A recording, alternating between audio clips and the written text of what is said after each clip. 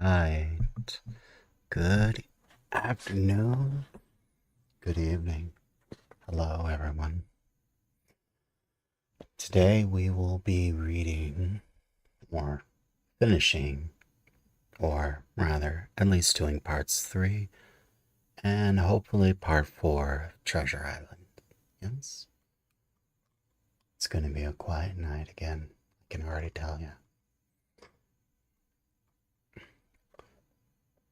Oh, considering what we finished off yesterday with, this doesn't look ominous at all. Anyways, shall we continue? We were left off at the end of part 2, and now we will begin at part 3.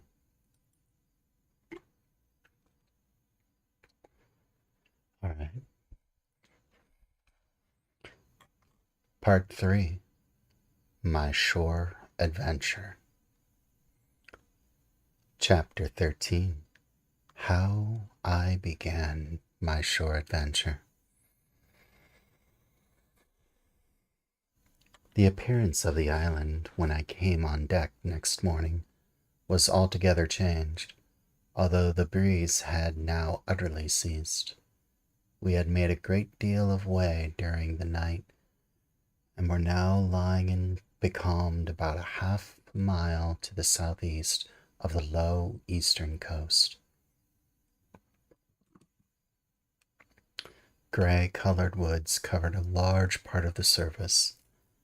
This even tint was indeed broken up by streaks of yellow sandbreak in the lower lands, and by many tall trees of the pine family, out-topping the others, some singly, some in clumps, but the general coloring was uniform and sad. The hills ran up clear above the vegetation in spires of naked rock.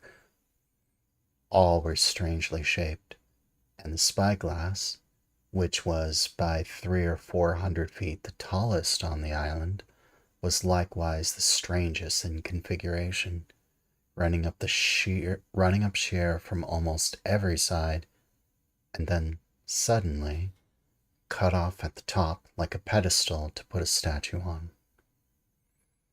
The Hispaniola was rolling scuppers under in the ocean swell. The booms were tearing at the blocks, the rudder was banging to and fro, and the whole ship creaking, groaning, and jumping like a manufactory. I had to cling tight to the backstay, and the world turned giddily before my eyes. For though I was good enough sailor when there was sway on, this standing still and being rolled about like a bottle was a thing I learned to stand without a qualm or so, above all in the morning, on an empty stomach. Perhaps it was this. Perhaps it was the look of the island with its grey, melancholy woods and wild stone spires, and the surf that we could both see and hear foaming and thundering on the steep beach. At least, although the sun shone bright and hot, and the shore birds were fishing and crying all around us, and you would have thought anyone would have been glad to get to land after being so long at sea. My heart sank, as the saying is, into my boots, and from the first look onward, I hated the very thought of Treasure Island. We had a dreary morning's work before us, for there was no sign of any wind, and the boats had to be got out and manned, and the ship warped 3 or 4 miles round the corner of the island and up the narrow passage to the haven behind Skeleton Island. I volunteered for one of the boats, where I had, of course, no business. The heat was sweltering, and the men grumbled fiercely over their work. Anderson was in command of my boat. Instead of keeping the crew in order, he grumbled as loud as the worst. "Well," he said with an oath, "it's not forever." I thought this was a very bad sign, for Up to that day, the men had gone briskly and willingly about their business, but the very sight of the island had relaxed the cords of discipline. All the way in, Long John stood by the steersman and conned the ship. He knew the passage like the palm of his hand, and though the man in the chains got everywhere more water than was down in the chart, John never hesitated once. "There's a strong scare with the ebb," he said, "and this here passage has been dug out, in a manner of speaking, with a spade." We brought up just where the anchor was in the chart, about a third of a mile from each shore, the mainland on one side and Skeleton Island on the other. The bottom was clean sand. The plunge of our anchor sent up clouds of birds wheeling and crying over the woods. But in less than a minute they were down again, and all was once more silent. The place was entirely landlocked, buried in woods, the trees coming right down to high water mark, the shores mostly flat, and the hilltops standing round at a distance in a sort of amphitheater, one here, one there. Two little rivers, or rather two swamps, emptied out into this pond, as you might call it, and the foliage round that part of the shore had a kind of poisonous brightness. From the ship we could see nothing of the house or stockade, for they were quite buried among the trees, and if it had not been for the chart on the companion, we might have been the first that had ever anchored there since the island arose out of the seas. There was not a breath of air moving, nor a sound, but that of the surf booming half a mile away along the beaches and against the rocks outside. A peculiar stagnant smell hung over the anchorage, a smell of sodden leaves and rotting tree trunks. I observed the doctor sniffing and sniffing like someone tasting a bad egg. "I don't know about Treasure," he said, "but I'll stake my wig there's fever here." If the conduct of the men had been alarming in the boat, it became truly threatening when they had come aboard. They lay about the deck growling together in talk. The slightest order was received with a bad look and grudgingly and carelessly obeyed. Even in the honest hands must have caught even the honest hands must have caught the infection. There was not one man aboard to mend another. Mutiny, it was plain, hung over us like a thundercloud. It was not only we of the cabin who perceived the danger. Long John was hard at work, going from group to group, spending himself in good advice, and as for example, no man could have shown a better. He was fairly outstripped himself in willingness and civility. It was all smiles to everyone. If an order were given, John would be on his crutch in an instant, with the cheeriest "Aye, aye, sir," in the world. And when there was nothing else to do, he kept up one song after another, as if to conceal the discontent of the rest. Of all the gloomy features of that gloomy afternoon, this obvious anxiety on the part of Long John appeared the worst. We held a council in the cabin. "Sir," said the captain, "if I risk another order, the whole ship'll come about our ears by the run. You see it, sir. Here it is. I get a rough answer, do I not? Well, if I speak back, Pikes will be going in 2 shakes. If I don't, Silver will see there's something under that, and the game's up. Now, you've only one man to rely on." "And who is that?" asked the squire. "Silver, sir," returned the captain. He's as anxious as you and I to smother things up. This is a tiff. He'd soon talk him out of it if he had the chance. What I propose to do is give him that chance. Let's allow the men an afternoon ashore. They all go, why? If they all go, why, we'll fight the ship. If none of them go, well then, we hold the captain, and God defend the night. If some go, you mark my words, sir, Silver will bring 'em aboard again, as mild as lambs. It was so decided. Loaded pistols were served out to all the sure men. Hunter, Joyce, and Redruth were taken into our confidence, and received the news with just surprise and a better spirit than we had looked for. And then the captain went on deck and addressed the crew. "My lads," said he, "we have a hot day here, and are all tired and out of sorts. A turn ashore will hurt nobody, and the boats are still in the water. You take the gigs, as many as you please may go ashore for the afternoon. A fire again half an hour before sundown." I believe the silly fellows must have thought they would break their shins over treasure as soon as they were landed, for they all came out of their sulks in a moment and gave a cheer that started echo in a far-away hill, and sent the birds once more flying and squalling round the anchorage. The captain was too bright to be in the way.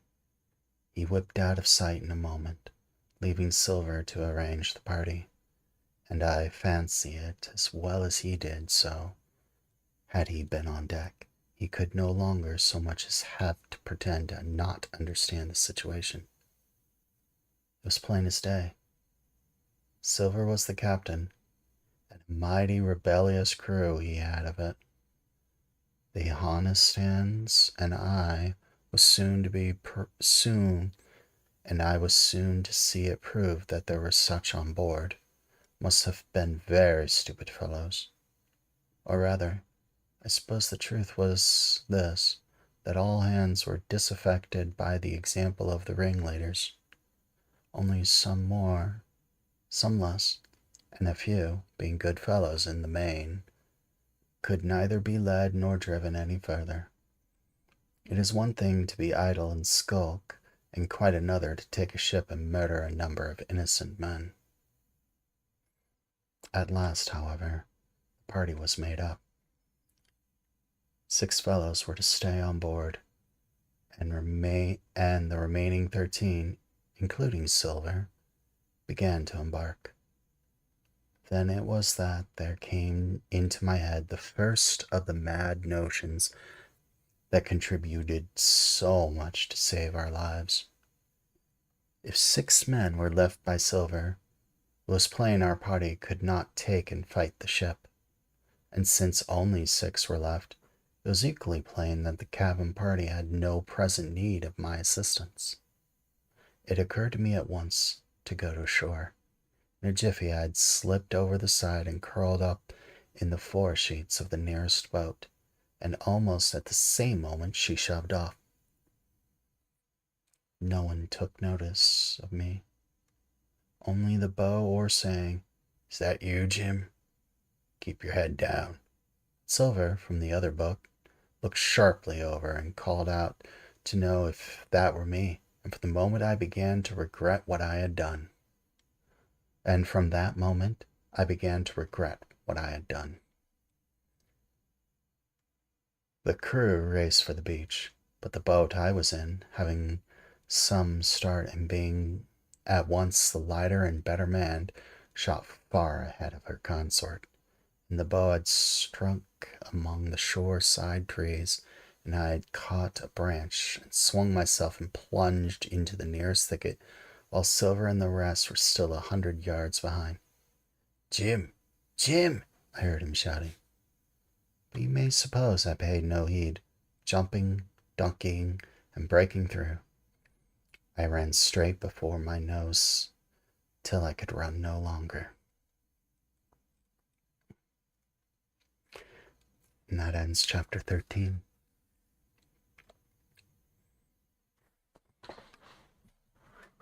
quiet, so let's just start chapter 14, yes?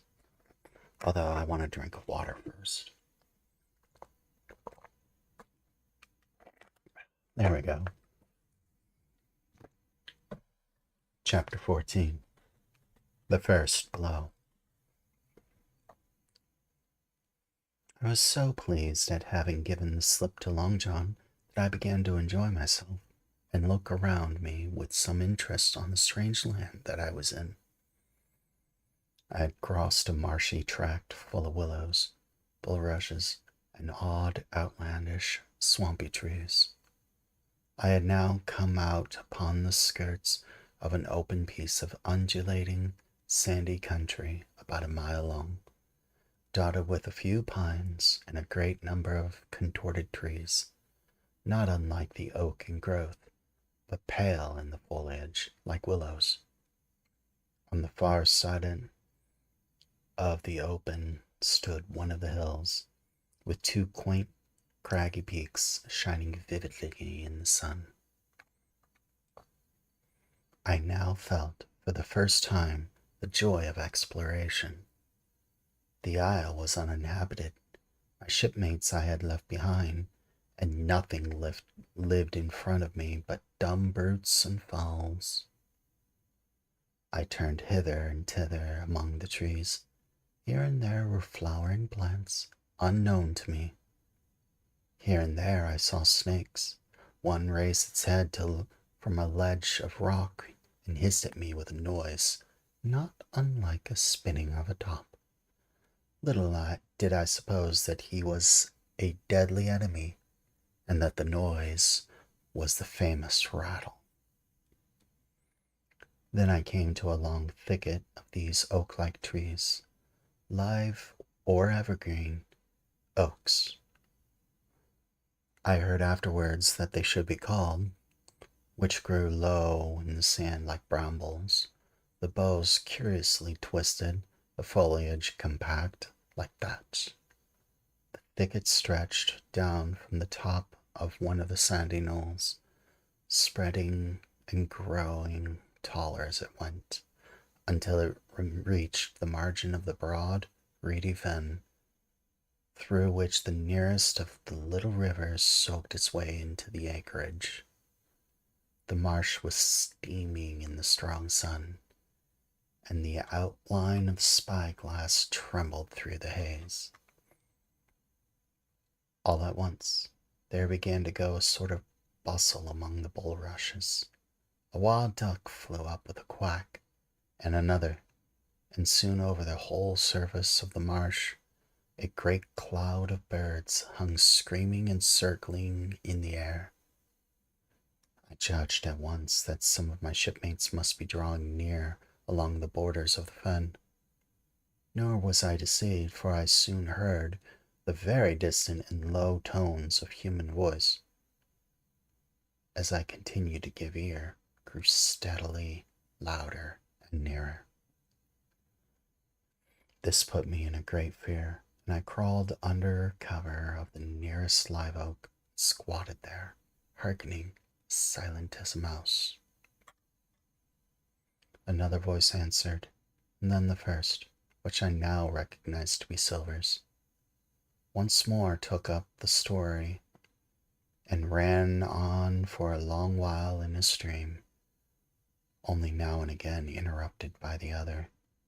By the sound they must have been talking earnestly and almost fiercely, but no distinct word came to my hearing. At last the speakers seemed to have paused, and perhaps to have sat down, for not only did they cease to draw any nearer, but the birds themselves began to grow more quiet, to settle again to their places in the swamp. And now I began to feel that I was neglecting my business, that since I had been so foolhardily as to come ashore with these desperadoes, the least I could do was to overhear them at their councils, and that my plain and obvious duty was to draw as close as I could manage under the favorable ambush of the crouching trees. I could tell the direction of the speakers pretty exactly, not only by the sound of their voices, but by the behavior of the few birds that still hung in alarm above the heads of the intruders. Crawling on all fours, I made steadily but slowly towards them, till the last, raising my head to an aperture among the leaves, I could see clear down into a little green dell beside the marsh, and closely set about with trees, where Long John Silver and another of the crew stood face to face in conversation. The sun beat full upon them. Silver had thrown his hat beside him on the ground, and his great, smooth, blond face, all shining with heat, was lifted to the other man's in a kind of appeal. Mate, he was saying, it's because I think's gold dust of you. Gold dust. And you may lay to that. If I hadn't took to you like pitch, do you think I'd have been here a warning you? All's up. You can't make nor men. It's to save your neck that I'm speaking. And if one of the wild uns knew it, where'd I be, Tom?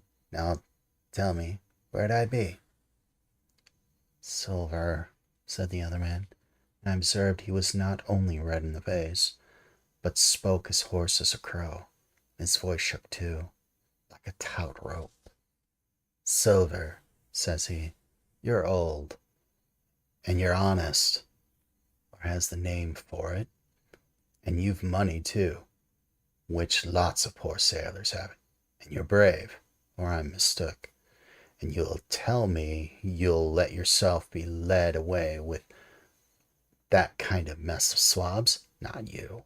As sure as God sees me, I'd sooner lose my hand if I turn again my duty. Then, all of a sudden, he was interrupted by a noise. I had found one of the honest hands. Well, here, at the same moment, came news of another. Far away, out in the marsh, there arose, all of a sudden, a sound like the cry of anger, and then another on the back of it, and then one horrid, long-drawn scream. The rocks of the spyglass re-echoed it a score of times. The whole troop of marsh birds rose again, darkening heaven with the simultaneous whir, and the long after that death yell was still ringing in my brain. Silence had re-established its empire, and only the rustle of the redescending birds and the boom of distant surges disturbed the languor of the afternoon. Tom had leapt at the sound, like a horse at the spur. Silver had not winked an eye. He stood where he was, resting lightly on his crutch, watching his companion like a snake about to spring. John, said the sailor, stretching out his hand. Hands off, cried Silver, leaping back a yard, as it seemed to me, with the speed and security of a trained gymnast. Hands off, if you like, Jane Silver, said the other. It's the black conscience that can make you fear to me. But in heaven's name, tell me, what was that? That? Returned Silver, smiling away, but warier than other. His eye a mere pinpoint in his big face, but gleaming like a crumb of glass. That? Oh, I reckon that'll be Alan. At this point, Tom flashed out like a hero.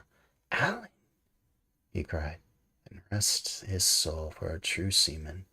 As for you, John Silver, long you've been a mate of mine, but you're a mate of mine no more.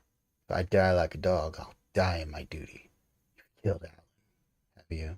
Kill me too if you can, but I defies you.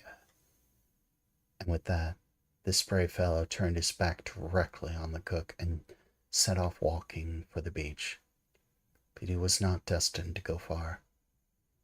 With a cry, John seized a branch of a tree, whipped the crutch out of his armpit, and sent the uncuffed missile hurtling through the air.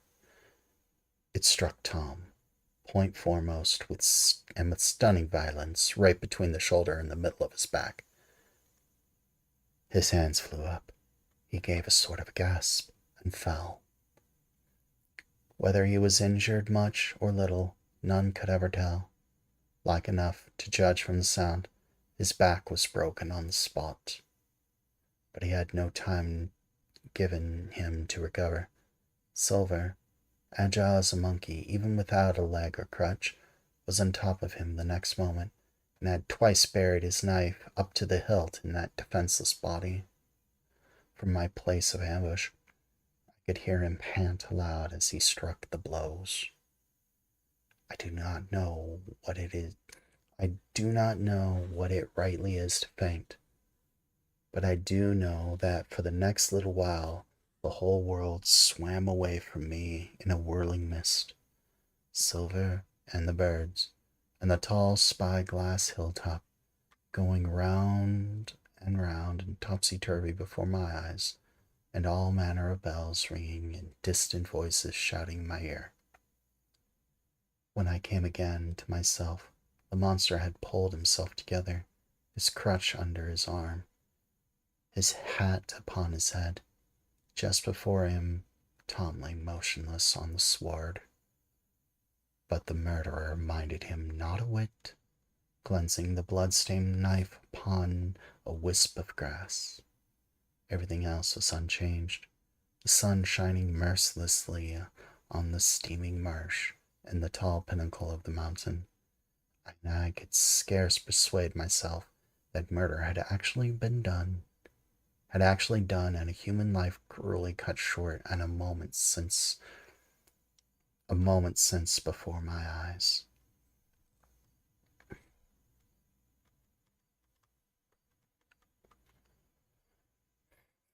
But now John put his hand into his pocket, brought a low whistle, and blew upon it several modulated blasts that rang far across the heated air. I could not tell, of course, the meaning of the signal, but it instantly awoke my fears. More men would be coming. I might be discovered. They had already slain 2 of the honest people. After Tom and Allen, might not I come next? Instantly, I began to extricate myself and crawl back again with the speed and silence I could manage, to more open portion of the wood. As I did so, I could hear hails coming between the old buccaneers and his comrades, and this sound of danger lent me wings. As soon as I was clear of the thicket, I ran as never ran before, scarce minding the direction of my flight so long as it led me from the murderers. And as I ran, fear grew upon me until it turned into a kind of frenzy. Indeed, could anyone be more entirely lost than I? When the gun fired, how should I dare to go down to the boats among those fiends, still smoking from their crime? Would not the first of them who saw me wring my neck like a snipe's? Would not my absence itself be an evidence to them of my alarm, and therefore of my fatal knowledge? It was all over, I thought. Goodbye to the Hispaniola.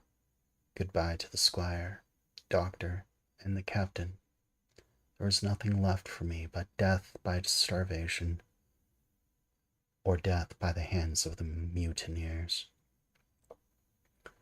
All this while, as I say, I was still running. Without taking any notice, I had drawn near the foot of the little hill with the 2 peaks, and had got into a part of the island where the live oaks grew more widely apart and seemed more like a forest in their bearing and dimensions. Mingled with these were a few scattered pines, some 50, some near 70 feet tall. The air, too, smelt more freshly than down beside the marsh. And here, a fresh alarm brought me to a standstill with a thumping heart.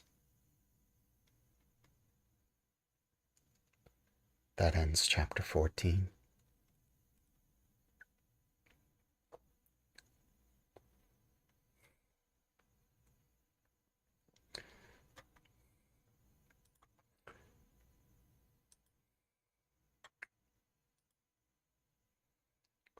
Let us begin chapter 15, yes? Another drink, and we'll continue, yes?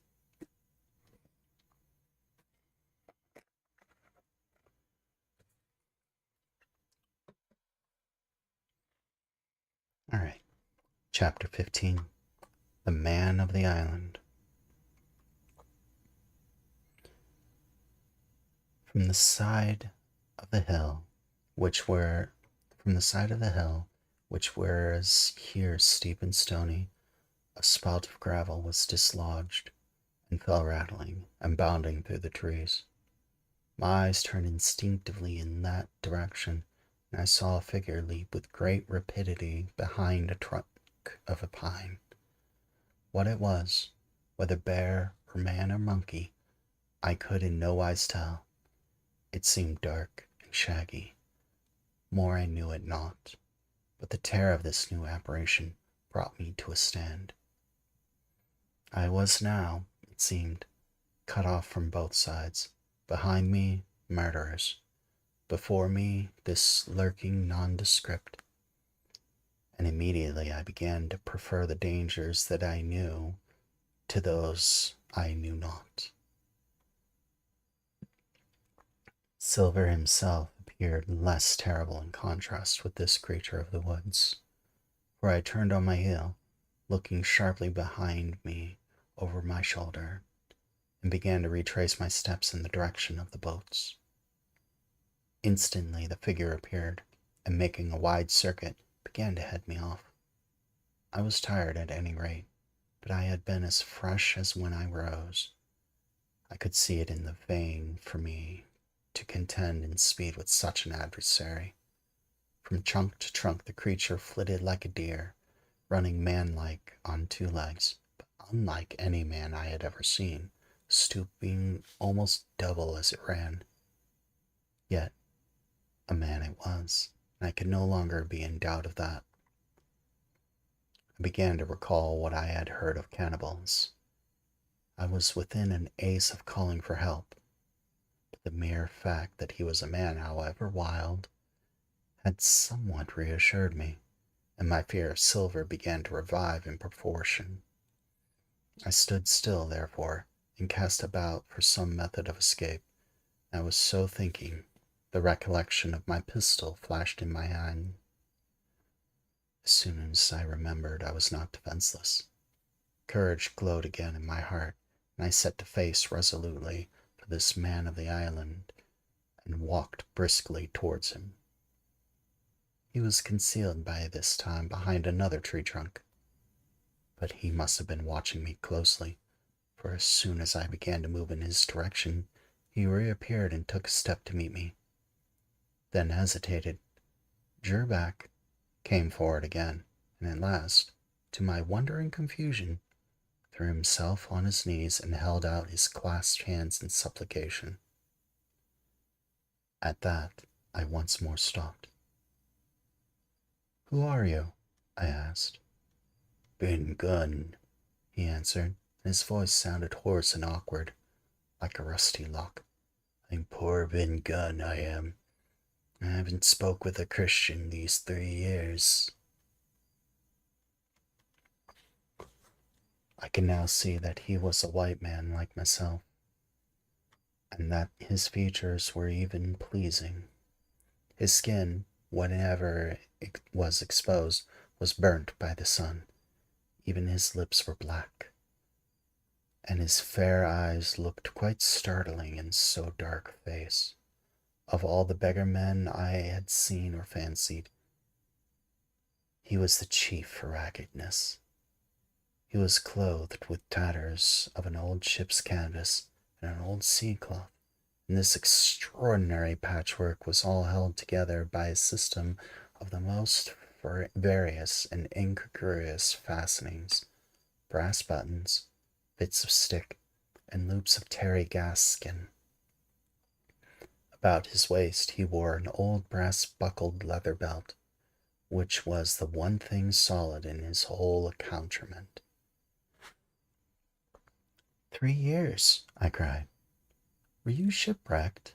Nay, mate, he said, marooned.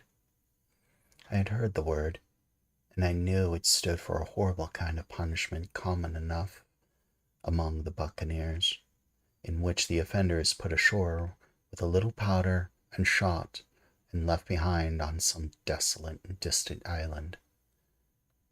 Marooned 3 years agone, he continued, lived on goats since then, and berries and oysters. Wherever a man is, says I, a man can do for himself. But mate, my heart is sore for Christian diet. You mightn't happen to have a piece of cheese about you. No? No? Well, many's the long night I turned to cheese. Toasted, mostly. And woke up again. Here I were. If ever I can get aboard again, said I, you shall have cheese by the stone. All this time he had been feeling the stuff of my jacket, smoothing my hands, looking at my boots, and generally, in the intervals of his speech, showing a childish pleasure in the presence of a fellow creature. But at my last words, he perked up a kind of startled slyness. If ever you get aboard again, says you, he repeated. Aye. Now, who's to hinder you? Not you, I know, was my reply. And right you was, he cried. Now, you. What do you call yourself, me? Jim, I told him. Jim, Jim, says he, quite pleased apparently. Oh, now, Jim, I've lived that rough as you'd be ashamed to hear. Now, for instance, you wouldn't think I had a pious mother to look at me? He asked. Why, no, not in particular, I answered. Well, said he, but I had remarkable pious. I was a civil pious boy, and could rattle off my catechism that fast. You couldn't tell one word for another. And here's what it come to, Jim. And it begun with Chuck Farthing on the blessed gravestones. And that's what it began with. But it went further than that. And so my mother told me, and predict the whole, she did, the pious woman. But it were Providence that put me here. Thawed out in this here lonely island. And I'm back on piety. You don't catch me tasting rum so much, but just a thimbleful for luck, of course. The first chance I have, I'm bound to be good. I see the way to. And Jim, looking all around and lowering his voice to a whisper,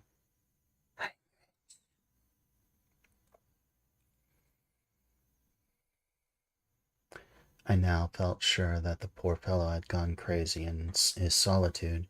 I suppose I must have shown the feeling in my face, for I repeated the statement hotly. Rich, rich, I says. I'll tell you what, I'll make a man of you, Jim. Ah, Jim, you'll bless your stars, you will. You was that first that found me. And at this, there came a sudden lowering shadow over his face, and he tightened his grasp upon my hand and raised a forefinger threateningly before my eyes.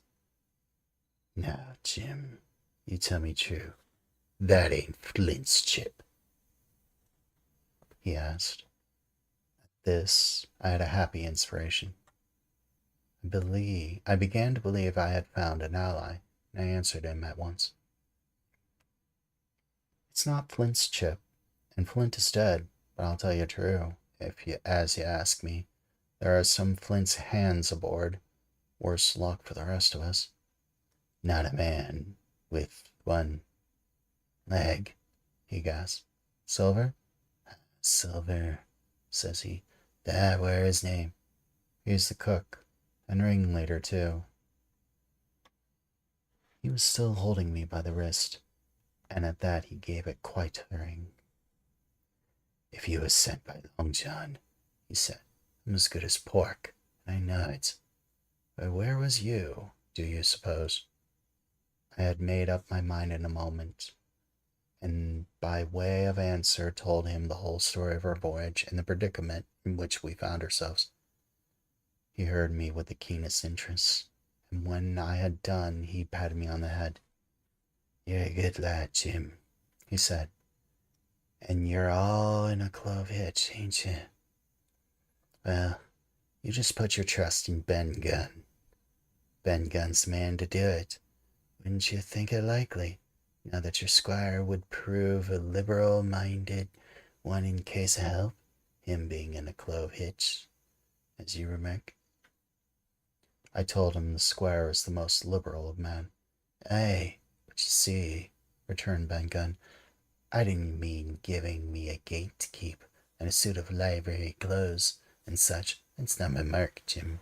What I mean is, would he be likely to come down to the tune of, say, £1,000 out of money that's as good as a man's own already? I am sure he would. As it was, all hands were to share. And a passage home? He added with a look of great shrewdness. Why?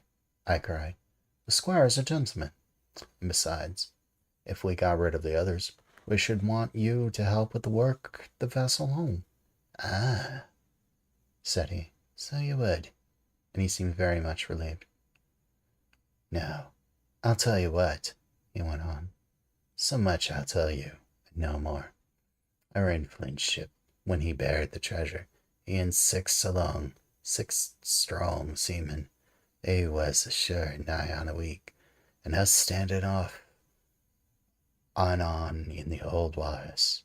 One fine day, up went the signal, and here come Flint himself in a little boat, his head done up in a blue scarf, and the sun was getting up, and mortal white he looked about the cutwater. But there he was, you mind, and all 6 all dead, and the 6 all dead and buried. How he done it, not a man aboard us could make out. It was battle, murder, and sudden death, leastways, him against 6. Billy Bones was the mate. Long John, he was quartermaster. And they asked him where the treasure was. Ah, says he, you can go ashore if you like, and stay, he says. But as for the ship, she'll beat up for more, by thunder. That's what he said. But I was in another ship 3 years back. We sighted this island.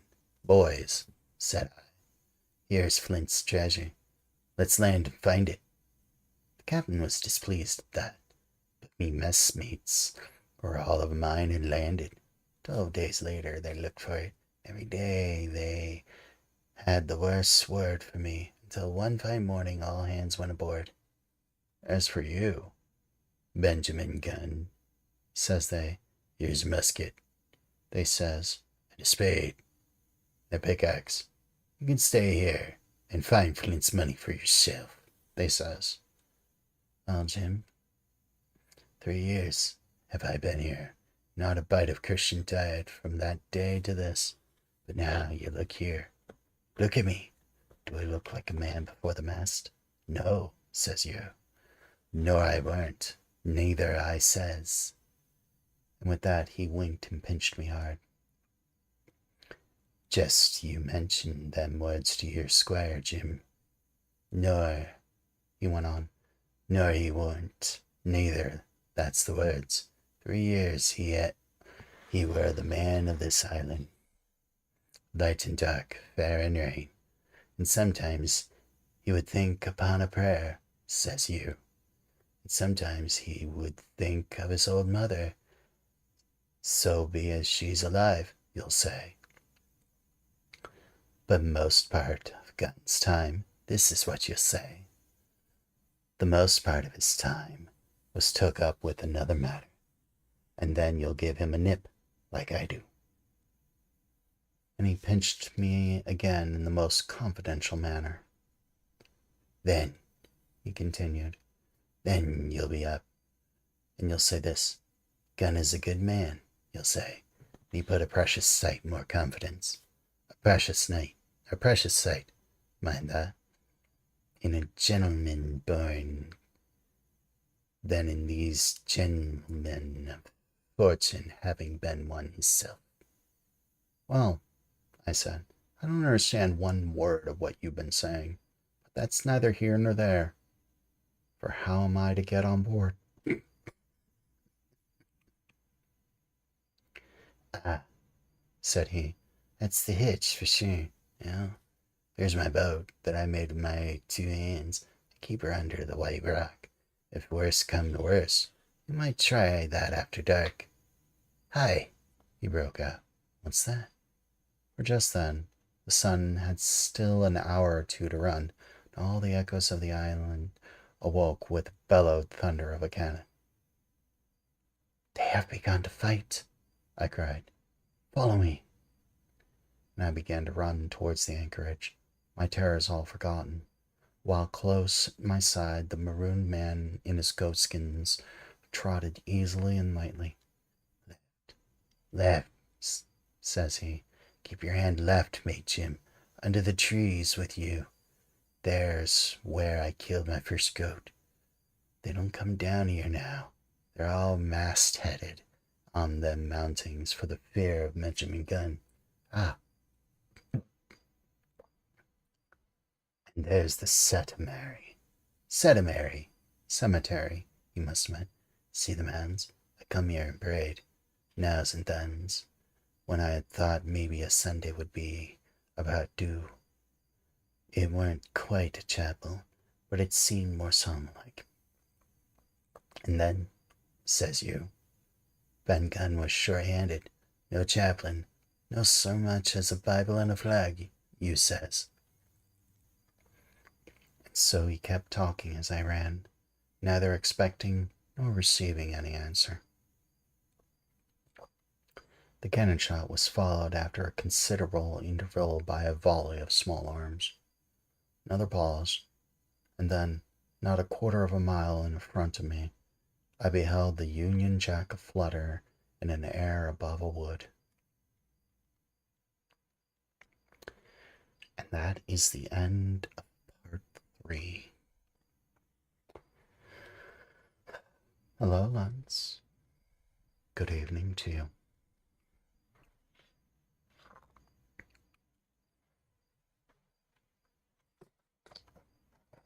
It is going to be a quiet night.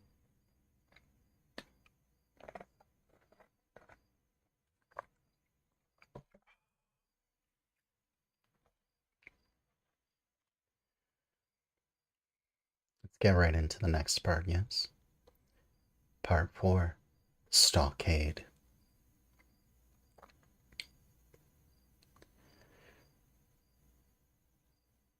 Chapter 16.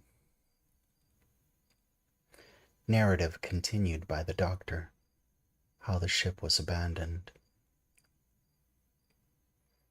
It was about 1:30, 3 bells in the sea phrase, that the 2 boats ashore from the Hispaniola, captain, Squire, and I were talking matters over in the cabin. Had there been a breath of wind, we should have fallen on the 6 mutineers who were left aboard with us, slipped our cable, and away to sea. But the wind was wanting, and to complete our helplessness, down came Hunter with the news that Jim Hawkins had slipped into a boat and was gone ashore with the rest. It never occurred to us to doubt Jim Hawkins, but we were alarmed for his safety. With the men in the temper they were in, it seemed an even chance that if we would see the lad again, We ran on deck. The pitch was bubbling in the seams. The nasty stench of the place turned me sick. If ever a man smelt fever and dysentery, it was in that abominable anchorage. The 6 scoundrels were sitting grumbling under the sail in the forecastle. Ashore we could see the gigs made fast and a man sitting in each, hard by where the river runs in. One of them was whistling Lily Bolero. Waiting was a strain, and it was decided that Hunter and I should go ashore with the jolly boat in quest of information. The gigs had leaned to their right, but Hunter and I pulled straight in the direction of the stockade upon the chart, and the two who were left guarding the boats seemed in a bustle of appearance. Lule Bolero stopped off, and I could see the pair discussing what they ought to do. Had they gone and told Silver, all might have turned out differently. But they had their orders, I suppose, and decidedly sit quietly while they were, and hark back again to Lule Bolero. There was a slight bend in the coast, and I steered so as to put it between us. Even before we landed, we had thus lost sight of the gigs. I jumped out and came near as running as I darest, with a big silk handkerchief under my hat for coolness' sake, and a brace of pistols ready primed for safety. I had not gone 100 years when I reached the stockade. This was how it was. A spring of clear water rose from almost at the top of a knoll. Well, on the knoll, and enclosing the spring, they had collapsed a stout log house fit to hold 20 people on a pinch, and loopholed for musketry on either side. All round this they had cleared a wide space, and then the thing was completed on a paling 6 feet high, without door opening, too strong to pull down without time and labor, and too open to shelter the besiegers. The people in the log house had them in every way. They stood quiet in shelter and shot the others like partridges. All they wanted was good watch and food, for, short of complete surprise, they might have held the place against a regiment. What particularly took my fancy was the sprig, for though we had a good enough place in the cabin of the Hispaniola, with plenty of arms and ammunition, things to eat, and excellent wines, there had been one thing overlooked. We had no water. I was thinking over this when there came rings on the islands of a man at the point of death. I was not new to violent death. I'd served His Royal Highness the Duke of Cumberland, and got a wound myself at Fontenay. But I know my pulse went dot and carry one. Jim Hawkins is gone, was my first thought. It is something to have been an old soldier, but more still to have been a doctor. There is no time to dilly-dally in our work, and so I made up my mind instantly. With no time lost, returned ashore, and jumped on the board of the jolly boat.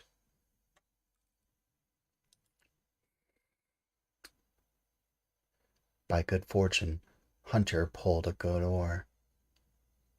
We made the water fly, and the boat was soon alongside, and I aboard the schooner. I found them all shaken, as was natural. Squire was sitting down, as white as a sheet, thinking of the harm he had led us to, the good soul. And one of the 6 forecastle hands was little better. "There's a man," said Captain Smollett, nodding towards him, "new to this work. He came nigh hand fainting, Doctor, when he heard the cry. Another touch on the rudder, and that man would join us." I told my plan to the captain. Between us, we settled on the details of its accomplishment. We put old Redruth in the gallery between the cabin and forecastle, with 3 or 4 loaded muskets and a mattress for protection. Hunter brought the boat round under the sternport, and Joyce and I set to work loading her with powder tins, muskets, bags of biscuits, kegs of pork, and a cask of cognac, and my invaluable medicine chest. In the meantime, the squire and the captain stayed on deck, and the latter hailed the coxswain, who was the principal man aboard. "Mr. Hands," he said, "here are 2 of us with a brace of pistols each. If any of you 6 make a signal of any description, that man's dead." There was a good deal They were a good deal taken aback, and after a little consultation, one and all tumbled down the fore companion, thinking no doubt to take us on the rear. But when they saw Redruth waiting for them in the spar galley, they went about ship at once, and a head popped out again on deck. "Down, dog!" cries the captain. And the head popped back again, and we heard no more, for the time, of these 6 very faint-hearted seamen.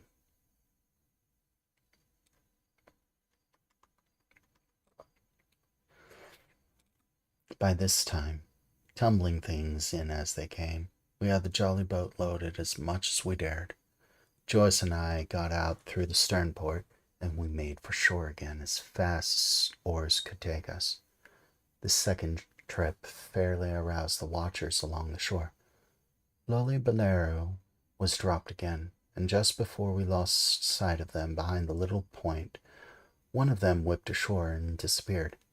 I had half a mind to change my plan to destroy their boats, but I feared that Silver and the others might be close at hand, and all might have been very well lost by trying for too much. We had soon touched land in the same place as before, and set provision to block the blockhouse. All 3 made the first journey, heavily laden, and tossed our stores over the palisade. Then, leaving Joyce to guard them, 1 man, to be sure, with half a dozen muskets, Hunter and I returned to the jolly boat and loaded ourselves once more. So we proceeded without pausing to take our breath, till the whole cargo was bestowed, when the 2 servants took up a position in the blockhouse, and I, with all my power, sculled back to the Hispaniola. That we should have risked a second boat load seems more daring than it really was. They had advantage of numbers, of course, but we had the advantage of arms. Not one of the men ashore had a musket, and before they could get within range for pistol shooting, we flattened ourselves. We should be able to give a good account of a half dozen at least. The squire was waiting for me at the stern window, all his faintness gone from him. He caught the painter and made it fast, and we fell to loading the boat for our very lives. Pork, powder, and biscuit was the cargo, and with only a musket and cutlass apiece for the squire, and me and Redruth for the captain. The rest of the arms and powder we dropped overboard in 2 fathoms and a half of water, so that we could see the bright steel shining far below us in the sun on the clean, sandy bottom. By this time, the tide was beginning to ebb, and the ship was swinging round to her anchor. Voices were heard faintly hallooing in the direction of the 2 gigs, and though this reassured us for Joyce and Hunter, who were well to the eastward, it warned our party to be off. Redruth retreated from his place in the gallery and dropped the boat, which we then brought round to the ship's counter, to be the handier for Captain Smollett. "Now, men, do you hear me?" There was no answer to the forecastle. "It's to you, Abram Gray. It's to you I am speaking." Still no reply. "Gray," resumed Mr. Smollett, a little louder, I am leaving this ship and I order you to follow your captain. I know you to be a good man at bottom, and I dare say not one of the lot of you is as bad as he makes out. I have my watch here in my hand. I give you 30 seconds to join me."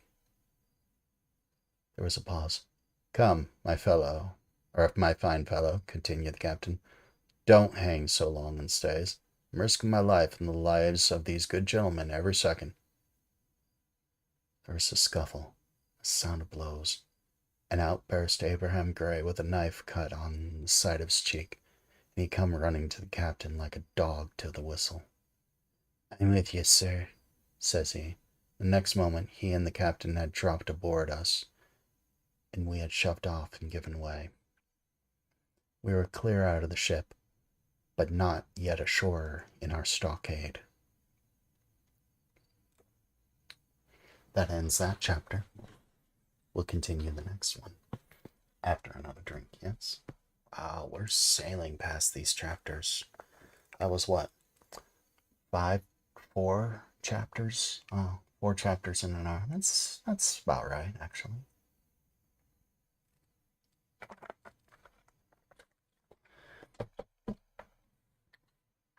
Chapter 17. Narrative continued by the Doctor. The Jolly Boat's last trip. This 5th trip was... Welcome, Raiders. I just started the chapter. I can pause and restart it. Welcome, Raiders. Hello, Acme Studios. How was your stream? I saw you were playing one of the Zelda games I've never played. The one with the Aslo cap? I think it was the Minish cap? How did that go?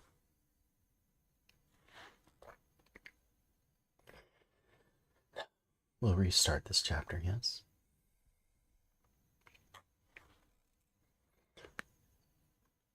Chapter 17. Narrative continued by the Doctor. The Jolly Boat's last trip. This 5th trip was quite different from any of the others. In the first place, the little galley-pot of a boat that we were in was gravely overloaded. 5 grown men, and 3 of them, Trelawney, Redruth, and the captain, over 6 feet high, was already more than she was meant to carry. Add to that the powder, pork, and bread bags, the gunwale was slipping astern. Several times we shipped water, and my breeches and the tail of my coat were all soaking wet before we had gone 100 yards. The captain made us trim the boat, and we got her to lie a little more evenly. All the same, we were afraid to breathe. In the second place, the ebb was now making a strong rippling current running westward through the basin, and then southward and seaward down the straits by which we had entered in the morning. Even the ripples were a danger to our overloaded craft, but the worst of it was that we were swept out of our true course and away from our proper landing place behind the point. If we let the current have its way, we should have come ashore beside the gigs, where the pirates might appear at any moment. "I cannot keep her head for the stockade, sir," said I to the captain. I was steering, while he and Redruth, 2 fresh men, were at the oars. "The tide keeps washing her down. Could you pull a little stronger?" "Not without swamping the boat," said he. "You must bear up, sir, if you please. Bear up until you see you're gaining." I tried, and found by experiment the tide kept sweeping us westward until I had laid her due east, or just about right angles to the way we ought to go. "Never get ashore at this rate," says I. "It's the only course that we can lie, sir. We must even lie it," returned the captain. "We must keep upstream, you see," he went on. "If once we drop to leeward of the landing place, it's hard to say where we get ashore. Besides the chance of being boarded by the gigs, As the way we go, the current must slacken, and then we can dodge back along the shore. The current's less already, sir, said the man Gray, who was sitting in the foresheets. You can ease her off a bit. Thank you, my man, said I, quite as if nothing had happened, for we all quietly made up our minds to treat him like one of ourselves. Suddenly, the captain spoke up again, and I thought his voice was a little changed. The I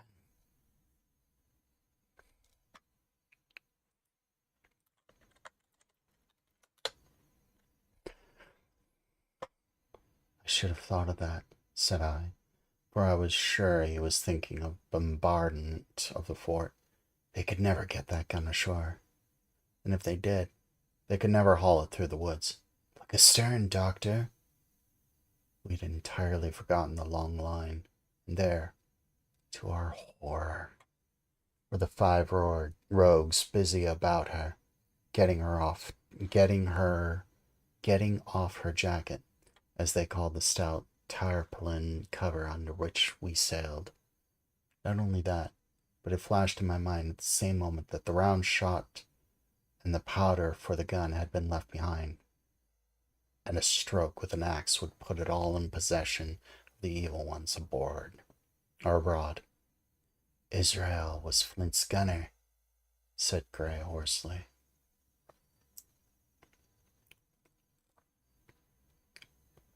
At any risk, we put the boat's head directly for the landing place. By this time, we had to go so far out of the run of the current that we kept steerage way even at our necessary gentle rate of rowing, and I could keep her steady for the goal. But the worst of it was with the course I now held turned our broadside instead of our stern to the Hispaniola, and offered a target like a barn door.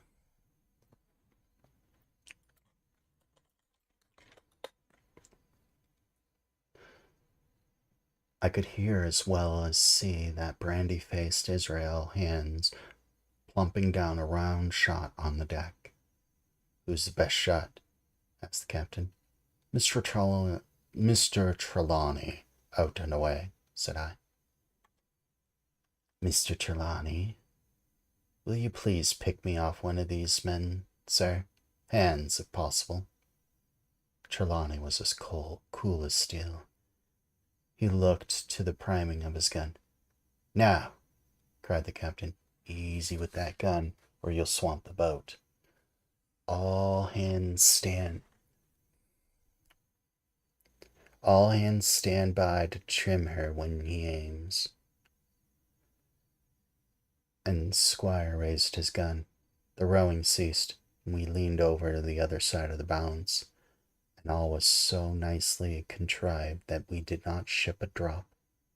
They had the gun by this time, slewed and round upon the swivel, and Hans, who was at the muzzle with the rammer, was in consequence the most exposed.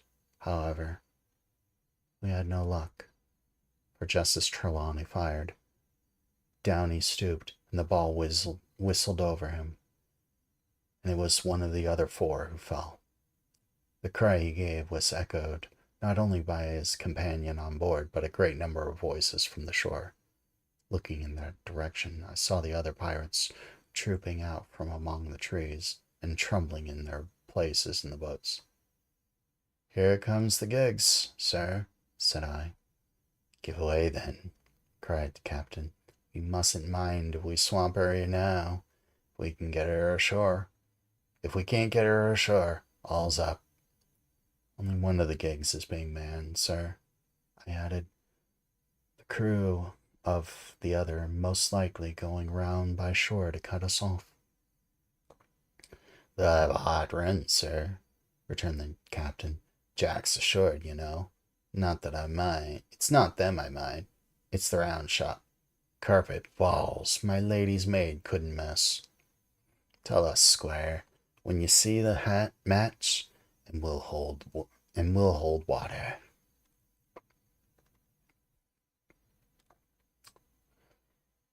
In the meanwhile, we had been making headway at a good pace for a boat so overloaded, and we had shipped but little water in the process. We were now close in 30 or 40 strokes, and we should beach her, for the ebb had already disclosed a narrow belt of sand below the clustering of trees. The gig was no longer to be feared. The little point had already concealed it from our eyes. The ebb tide, which had so cruelly delayed us, was now making reparation in delaying our assailants. The one source of danger was the gun. If I durst, said the captain, I'd stop and pick off another man. But it was plain that they meant nothing should delay their shot. They had never so much as looked at their fallen comrade, though he was not dead, and I could see him trying to crawl away. Ready, said the squire. Hold, cried the captain, quick as an echo, and he and Redruth backed away, backed with a great heave that sent the stern bodily under water. The report fell in at the same amount of instant of time. This was the first that Jim heard, the sound of the squire's shot now having reached him where the ball passed. Not one of us precisely knew, but I fancy it must have been over our heads, and that the wind of it may have contributed to our disaster. At any rate, the bunk sank by the stern, quite gently, in 3 feet of water, leaving the captain and myself facing each other on our feet. The other 3 took complete headers and came again drenched and blubbing. So far there was no great harm. No lives were lost, and we could wade ashore in safety. But there were all stores at the bottom, and to make things worse, only 2 guns out of 5 remained in a state of service. Mine I had snatched from my knees and held over my head by as a sort of instinct. As for the captain, he had carried his over his shoulder by a bandolier, and a likewise man lock uppermost. The other 3 had gone down with the boat, and to our concern, we heard voices already drawing near in the woods along shore, and we had not only the danger of being cut off from the stockade in our half-crippled state, but the fear before us whether if Hunter and Joyce were attacked by half a dozen, they would have the sense and conduct to stand firm. Hunter was steady, that we knew. Joyce was a doubtful case, a pleasant, polite man for a valet, and to brush one's clothes, but not entirely fitted for a man of war. With all this in our minds, we waded ashore as fast as we could, leaving behind us the poor jolly boat and a good half of our powder and provisions. That ends chapter 17.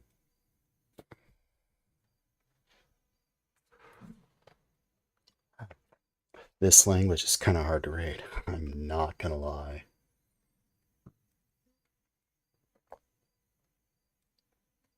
It's English, I'm grateful for, but it's so old. It's like reading almost an entirely different language. Thank you again for the raid, Acme Studios. Welcome Tara, Andy, Acme, and Plushy, and Aiden MK7. Thank you. Sorry I wasn't able to say hello to you when I first saw you come in. I kinda can't interrupt the narration.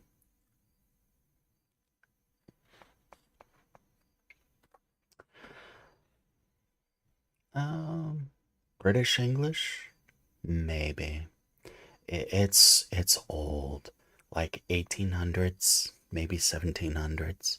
It's stuff you can read, but They have mannerisms and speeches that are difficult, and it's just difficult. Anyways, welcome and thank you.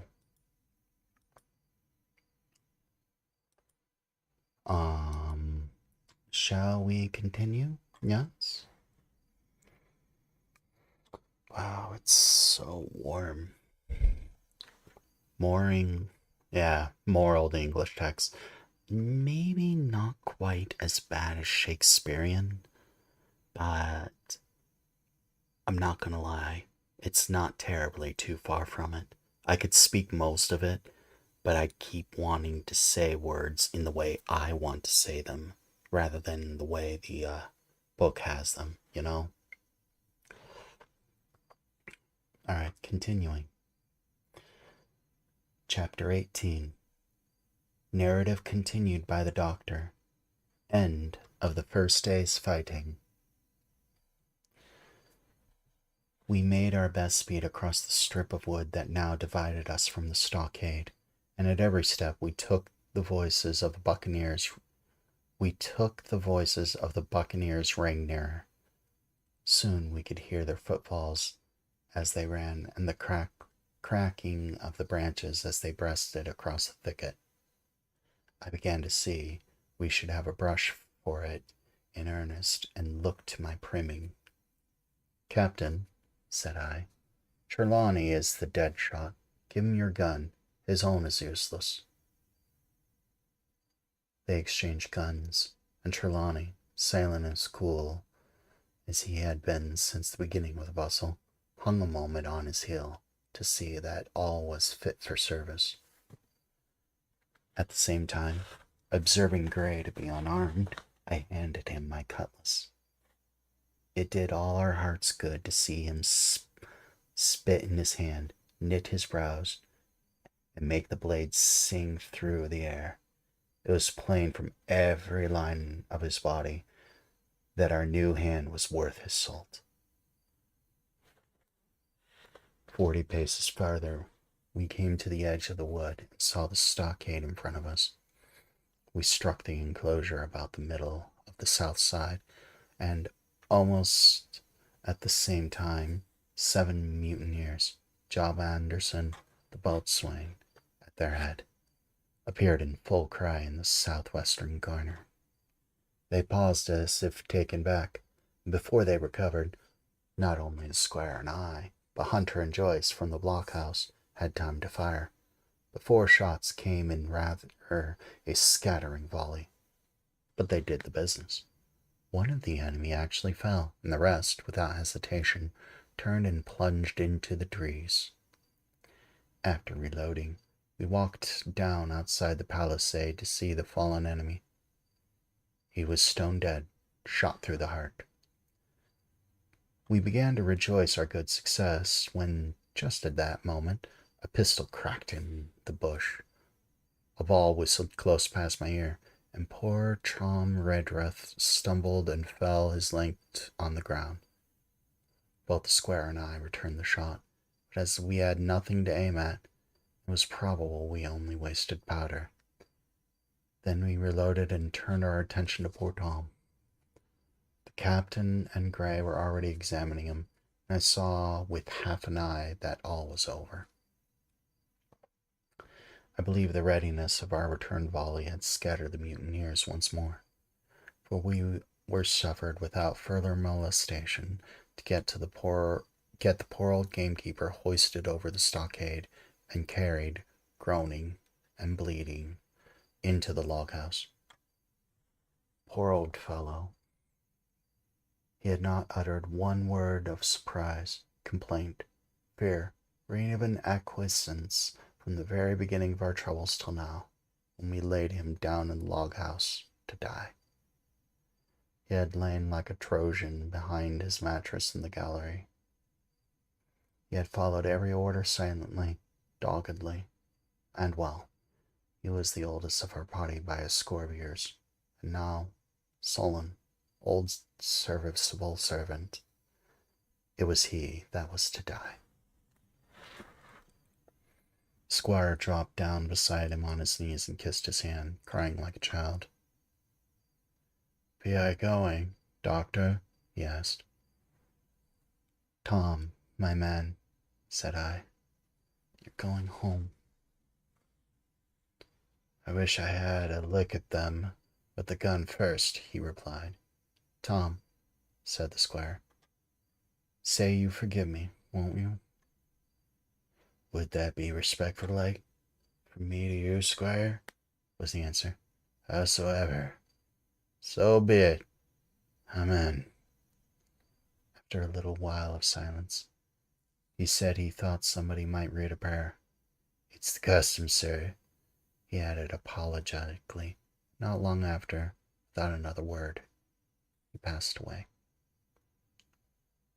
In the meantime, the captain, whom I observed to be a wolf, wonderfully swollen about the chest and pockets, had turned out a great many various stores, the British colors, a Bible, a coil of stoutish rope, pen, ink, the logbook, and pounds of tobacco. He had found a longish fir tree lying felled and trimmed in the enclosure, and with the help of Hunter he had set it up at the corner of the log house, where the trunks crossed and made an angle. Then, climbing on the roof, he had with his own hand bent and run up the colors. This seemed mightily to relieve him. He had entered the log house and set about counting up the stars as if nothing else existed.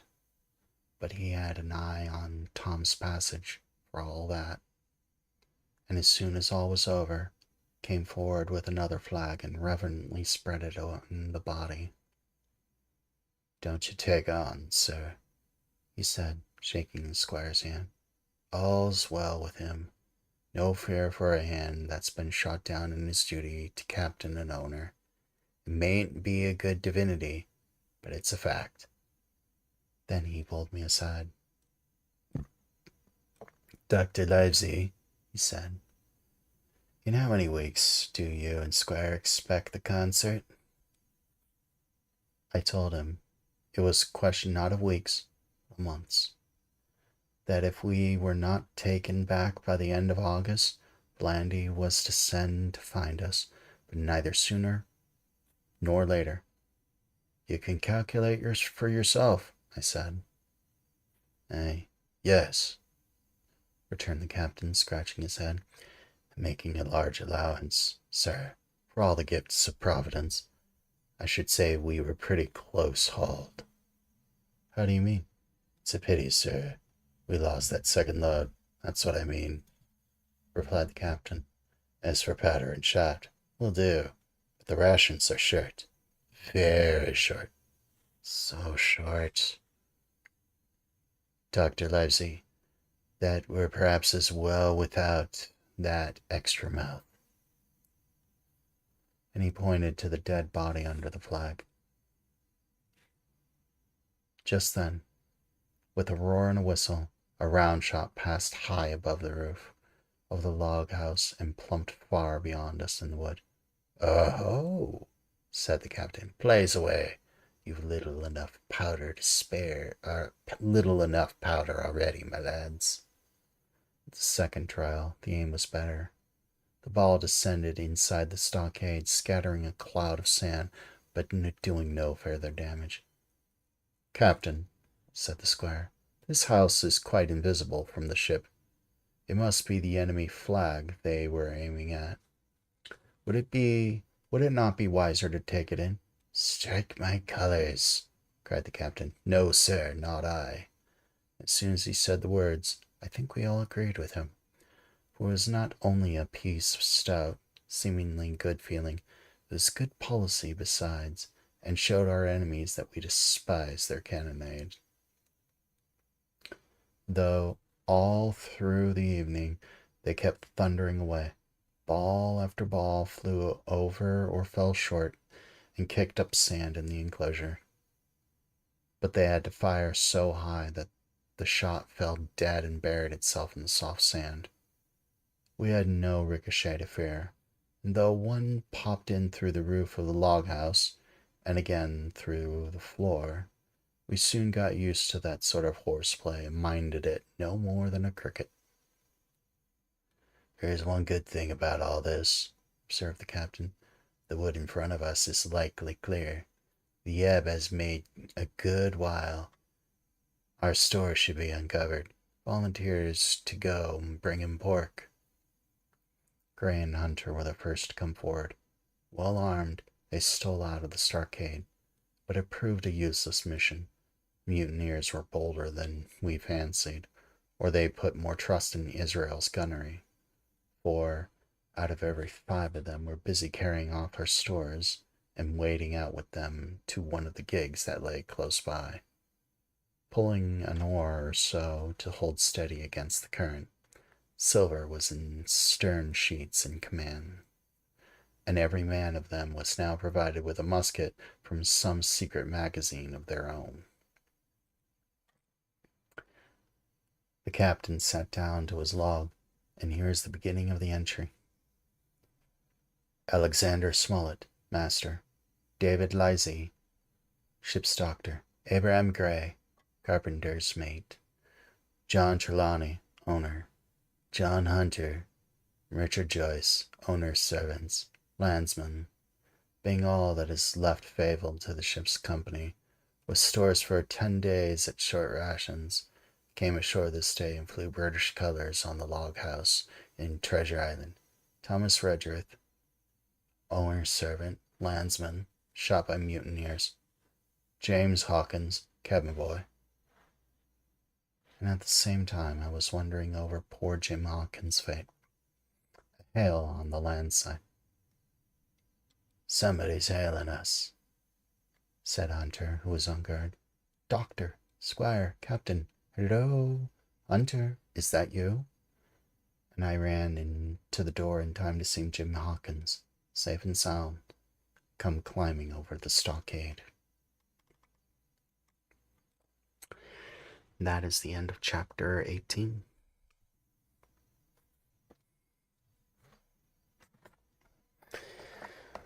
Oh, poor guys, they lost their food. I wonder how just one tiny little boy and a scrap of a man actually comes to save them. I'm actually very curious about that.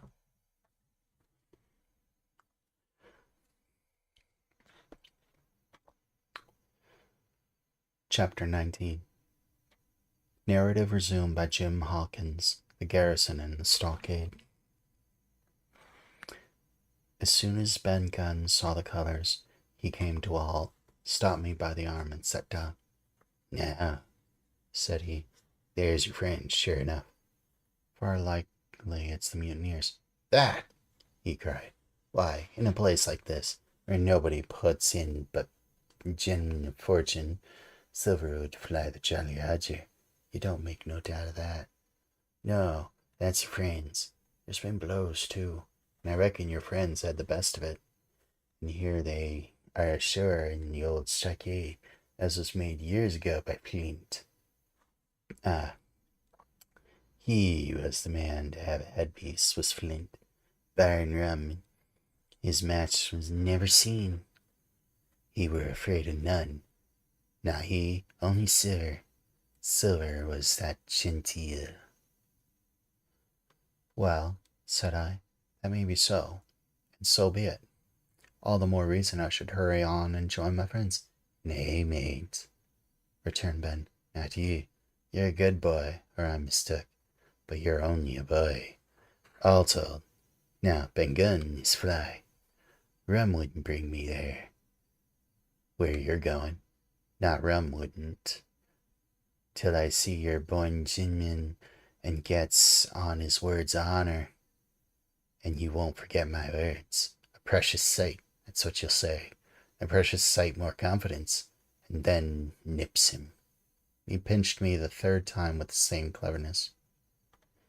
"And when Ben Gunn is wanted, he knows where to find him, Jim. Just where you found him today. And him that comes is to have a white thing in hand, and he's to come alone. Oh, and you'll say this, Ben Gunn, says you, has reasons of his own. Well, said I believe I understand. You have something to propose, and you wish to see the squire or the doctor, and you're to be found where I found you. Is that all? And when? He added. Why, from about noon observation to about 6 bells. Good, said I. And now may I go? You won't forget? He inquired anxiously. Precious sight, and reasons of his own, says you. Reasons of his own, that's the mainstay. And between man and man, well, they still hold me. I reckon you can go, Jim. And Jim, if you was to see Silver, you wouldn't go for to sell Ben Gunn. Wild horses wouldn't draw it in from you. No, says you. And if the pirates camp ashore, Jim, what would you say there'd be witters in the morning? Here he was interrupted by a loud report, and a cannonball came tearing through the trees and pitched in the sand not 100 yards from where we were talking. The next moment, each of us had taken to his heels in a different direction. For a good hour frequent reports shook the island, and balls kept crashing through the wood. I moved from hiding place to hiding place, always pursued, or so it seemed to me, by those terrifying missiles. But towards the end of bombardment, though I still durst not venture in the direction of the stockade, where the balls fell oftenest, I had began, in a manner, to pluck up my heart again, and after a long detour to the east, crept down among the shore-side trees. The sun had just set. The sea breeze was rustling and trembling in the woods and ruffling the gray surface of the anchorage. The tide, too, was far out, and great tracts of sand lay uncovered. The air, after the heat of the day, chilled me through my jacket. The Hispaniola lay where she had anchored, but sure enough, there was the Jolly Roger, the black flag of piracy, flying from her peak. Even as I looked, there came another red flash, another report that sent the echoes clattering, and one more round shot whistled through the air. It was the last of the cannonade.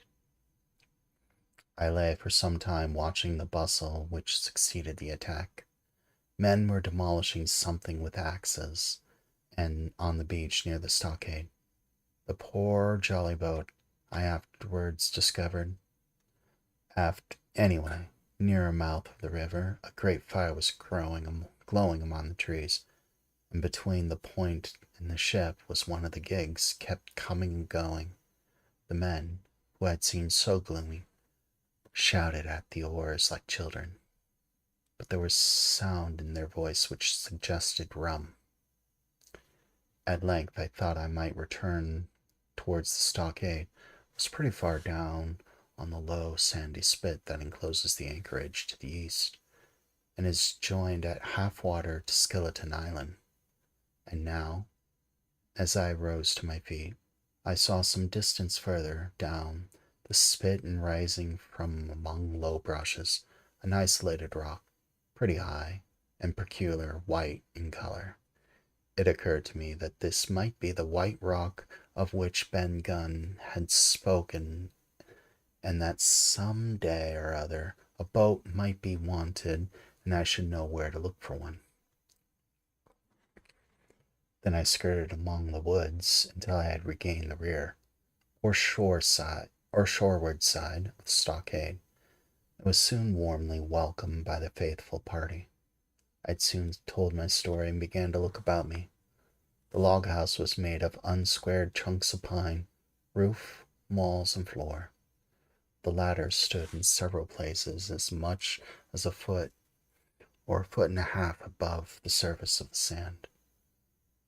There was a porch at the door, and under the porch the little spring welled up in an artificial basin of a rather odd kind. no other than a great ship's kettle of iron, which the bottom knocked out and sunk to her bearings, as the captain said, among the sand. Little had been left besides the framework of the house, but in one corner there was a stone slab laid down by the way of earth, and an old rusty iron basket to contain the fire.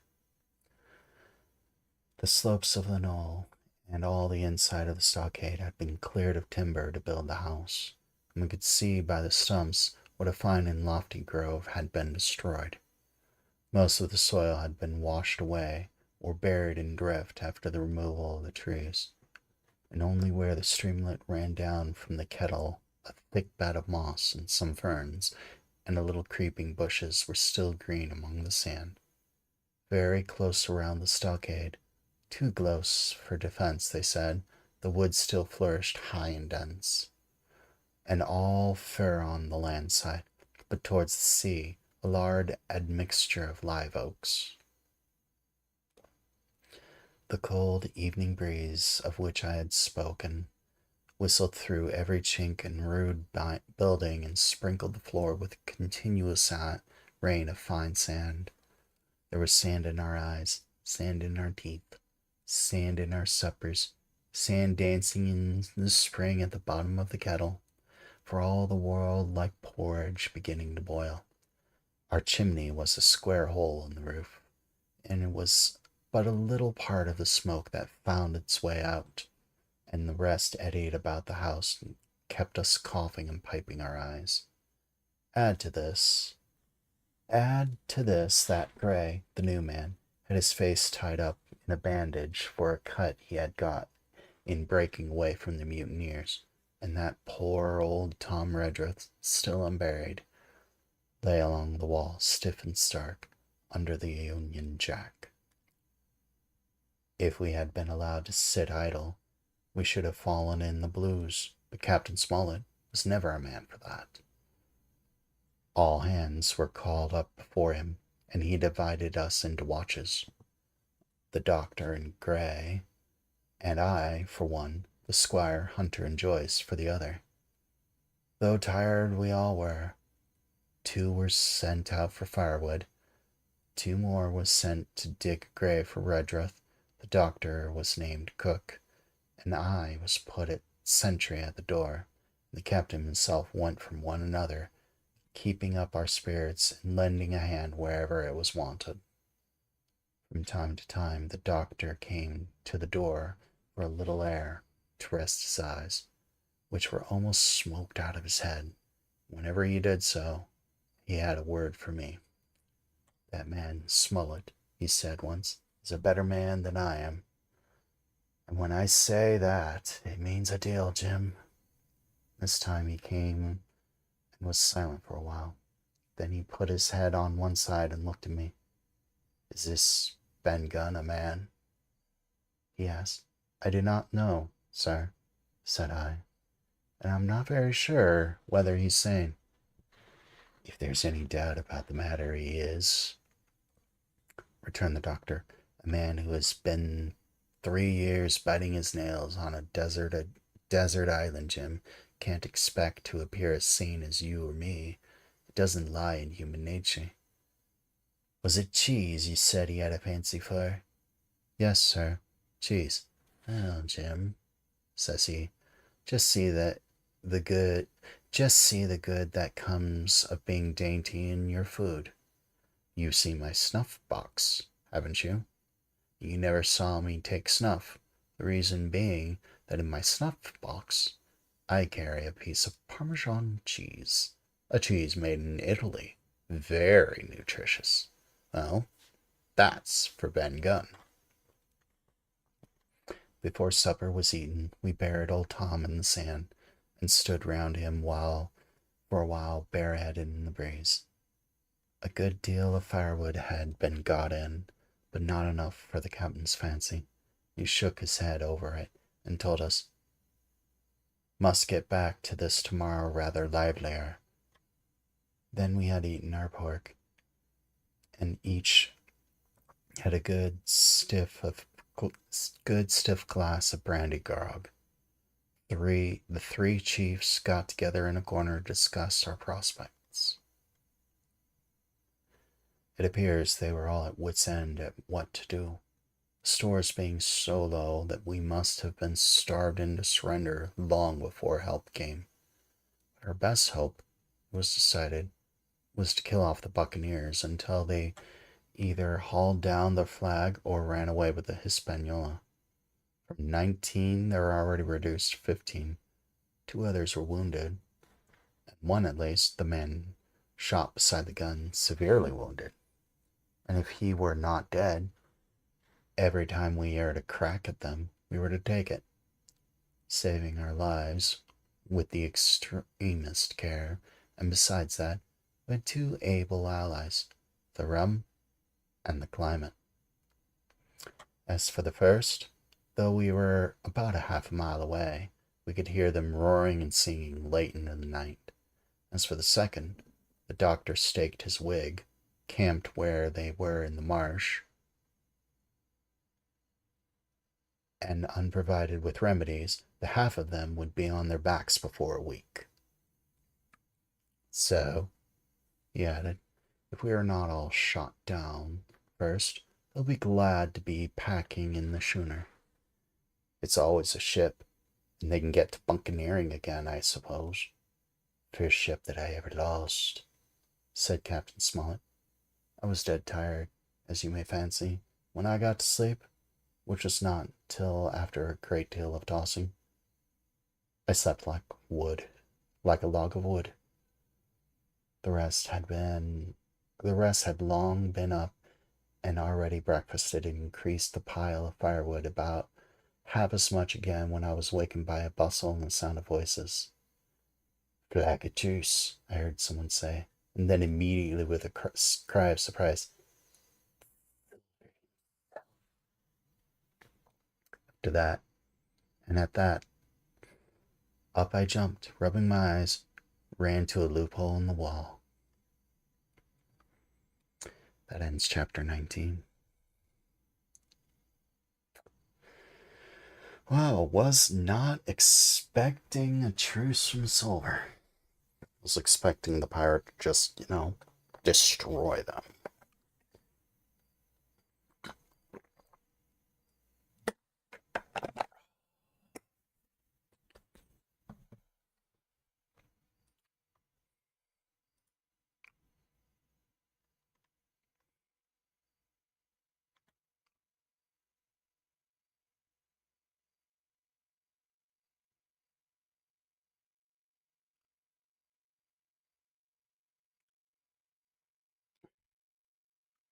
All right. Chapter 20. I'm actually really, really enjoying this. I hope the rest of you are as well. Chapter 20. Silver's Embassy. Sure enough, there were 2 men just outside the stockade. One of them was waving a white cloth. The other, no less a person than Silver himself, standing placidly by. It was still quite early, and the coldest morning that I think I ever was brought in. A chill that pierced into the marrow. The sky was bright and cloudless overhead, and the tops of the trees shone rosily in the sun. But where Silver stood with his lieutenant, all was in shadow. They waded knee-deep in a low white vapor that had crawled during the night out of the morass. The chill and the vapor, taken together, told a poor tale of the island it was playing. It was plainly a damp, feverish, unhealthy spot. Keep indoors, men, said the captain. 10 to 1, this is a trick. They hailed the buccaneer. Who goes? Stand, or we fire. Flag of truce, cried Silver. The captain was out in the porch, keeping himself carefully out of the way of a treacherous shot, should any be intended. He turned and spoke to us. Doctor's watch. On the lookout, Dr. Livesey. On the Dr. Livesey, take the north side, if you please. Jim, the east. Gray, west. The watch below, all hands to load muskets. Lively, men, and careful. Then he turned again to the mutineers. What do you want with your flag of truce? This time it was the other man who replied. Captain Silver, sir, to come on board and make terms, he shouted. Captain Silver? Don't know him. Who's he? Cried the captain, and he could hear himself adding, Captain, is it? My heart. Captain, is it? My heart, and here's promotion. Long John answered for himself. Me, sir. These poor lads have chosen me, Captain, after your desertion, sir, laying a particular emphasis on the word desertion. We're willing to submit, if we can come to terms, and no bones about it. All I ask is your word, Captain Smollett, to let me safe and sound out of this here stockade, and 1 minute to get out a shot, or to get out a shot before a gun is fired. My man, said Captain Smollett, I have not the slightest desire to talk with you. If you wish to talk to me, you can come, that's all. If there's treachery, it'll be on your side, and Lord help you. That's enough, Captain, shouted Long John cheerily. A word from you is enough. I know a gentleman, and you may lay to that. We could see the man who carried the flag of truce attempting to hold Silver back. Nor was that wonderful, seeing as how cavalier had been the captain's answer. But Silver laughed at him aloud and slapped him on the back, as if the idea of alarm had been absurd. Then he advanced to the stockade, threw over his crutch, got a leg up, and with great vigor and skill succeeded in surmounting the fence, dropping safely to the other side. I will confess that I was far too much taken up with what was going on to be of the slightest use as sentry. Indeed, I had already deserted my eastern loophole and crept up behind the captain, who had now seated himself on the threshold, with his elbows on his knees, his head in his hands, and his eyes fixed on the water as it bubbled out of the old iron kettle in the sand. He was whistling, Come, lasses and lads. Silver had terrible hard work getting up over the knoll. With all the steepness of the incline, the thick tree trunks, and the soft sand, he and his crutch were as helpless as a ship in stays, but he stuck to it like a man in silence, and at last arrived before the captain, whom he saluted in the handsomest most style. He was tricked out in his best, an immense blue coat, thick with brass buttons, hung as low to his knees, and a fine laced hat was set on the back of his head. Here you are, my man, said the captain, raising his head. You had better sit down. You ain't a-going to let me inside, Captain, complained Long John. It's a main cold morning, to be sure, to sit outside upon the sea. Why, Silver, said the captain, if you had pleased to be an honest man, might you be sitting in your gallery? It's your own doing. You're either my ship's cook, and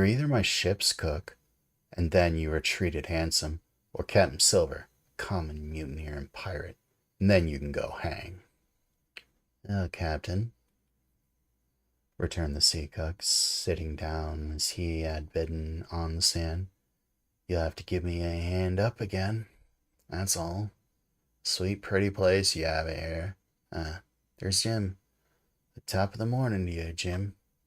Doctor, here's my service. I'm there, you all together like a happy family in a manner of speaking. If you have anything to say, my man, better say it, said the captain. Right you are, Captain Smollett, replied Silver. Duty is duty. To be sure. Well now, you look here. That was as good a lay as yours last night. I don't deny it. It was a good lay. Some of you pretty handy with a handspike end, and I'll not deny neither but what some of my people was shook. Maybe all was shook. Maybe I was shook myself. Maybe that's why I'm here for terms. But you mark me, Captain. I'll do it twice. By thunder, we'll have to do sentry go and ease off a point or so on the rum. Maybe you think we're all sheet and wind's eye. I tell you, I was sober. I was only dog tired, and if I woke a second sooner, I'd have caught you at the act, I would. He wasn't dead when I got round to him, not he. Well, said Captain Smollett as cool as he could be. All that Silver said was a riddle to him, but you would never have guessed it from his tone.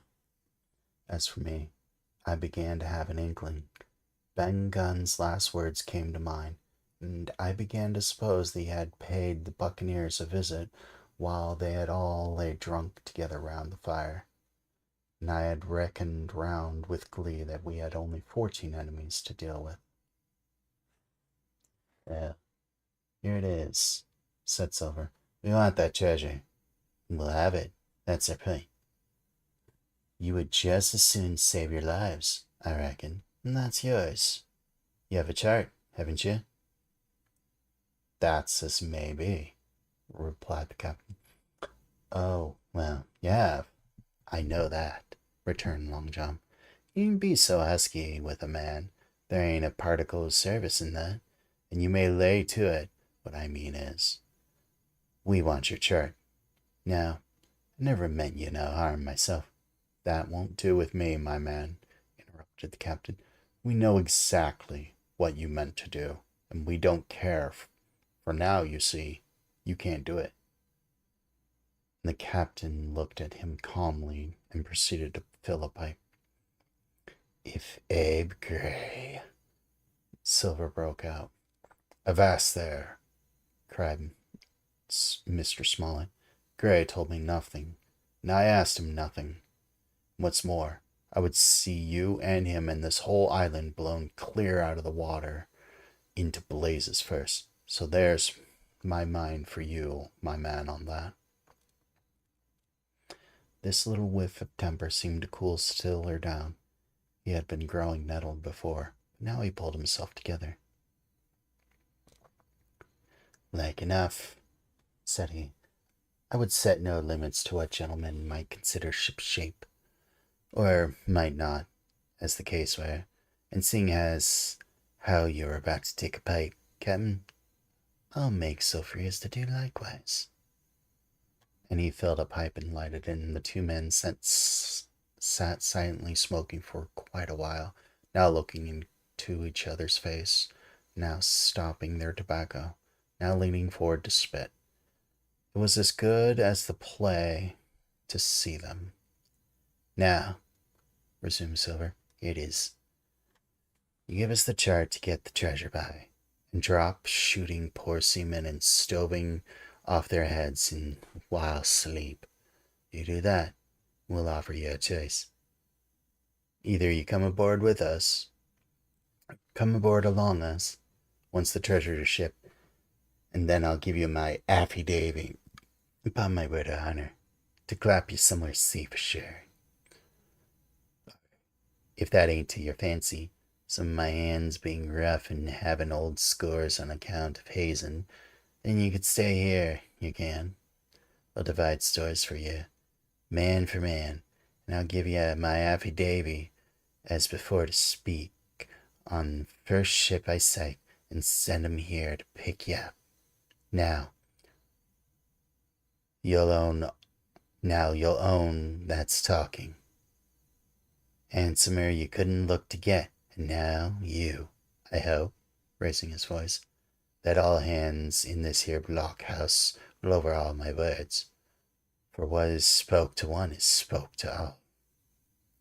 Captain Smollett rose from his seat and knocked out of the ashes out of his pipe in the palm of his hand. Is that all? He asked. Every last word, by thunder, answered John. If it is that, and you've seen the last of me, but musket balls. Very good, said the captain. Now you'll hear me. If you come up, one by one, unarmed, I'll engage to clap you all in irons and take you home to a fair trial in England. If you won't, my name is Alexander Smollett, and I've flown my sovereign's colors, and I'll see you all to Davy Jones. You can't find any treasure, can't sail the ship. There's not a man among you fit to sail the ship. You can't fight us. Gray there got away from 5 of you. Your ship's in irons, Master Silver. You're on a lee shore, and so you'll find I stand here and tell you so, and they're the last good words you'll get from me. For in the name of heaven, I'll put a bullet in your back when I next meet you. Tramp, my lad, bundle out of this, please, hand over hand, and double quick. Silver's face was a picture. His eyes started in his head with wrath. He shook the fire out of his pipe. Give me a hand up. Not I, returned the captain. Give me a hand up, he roared. Not a man among us moved. Growling the foulest imprecations, he crawled along the sand until he got a hold of porch and could hoist himself up again upon his crutch. Then he spat into the spring. There, he cried. That's what I think of ye. Before the hour's out, I'll stove in your old blockhouse like a rum puncheon. Laugh, by thunder, laugh. Before the hour's out, you'll laugh out the other side. Them that die be lucky ones. And with that dreadful oath, he stumbled off, plowed down the sand, was helped across the stockade after 4 or 5 failures by the man with the flag of truce, and disappeared in an instant afterwards among the trees. That ends chapter 20. I think this is the last chapter of part 4. Yeah, it is the last chapter of part 4. Good evening. How did your stream go?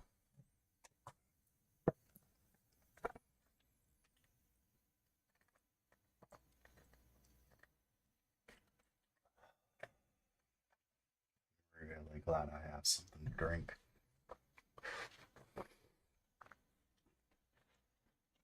Me, you're still here too.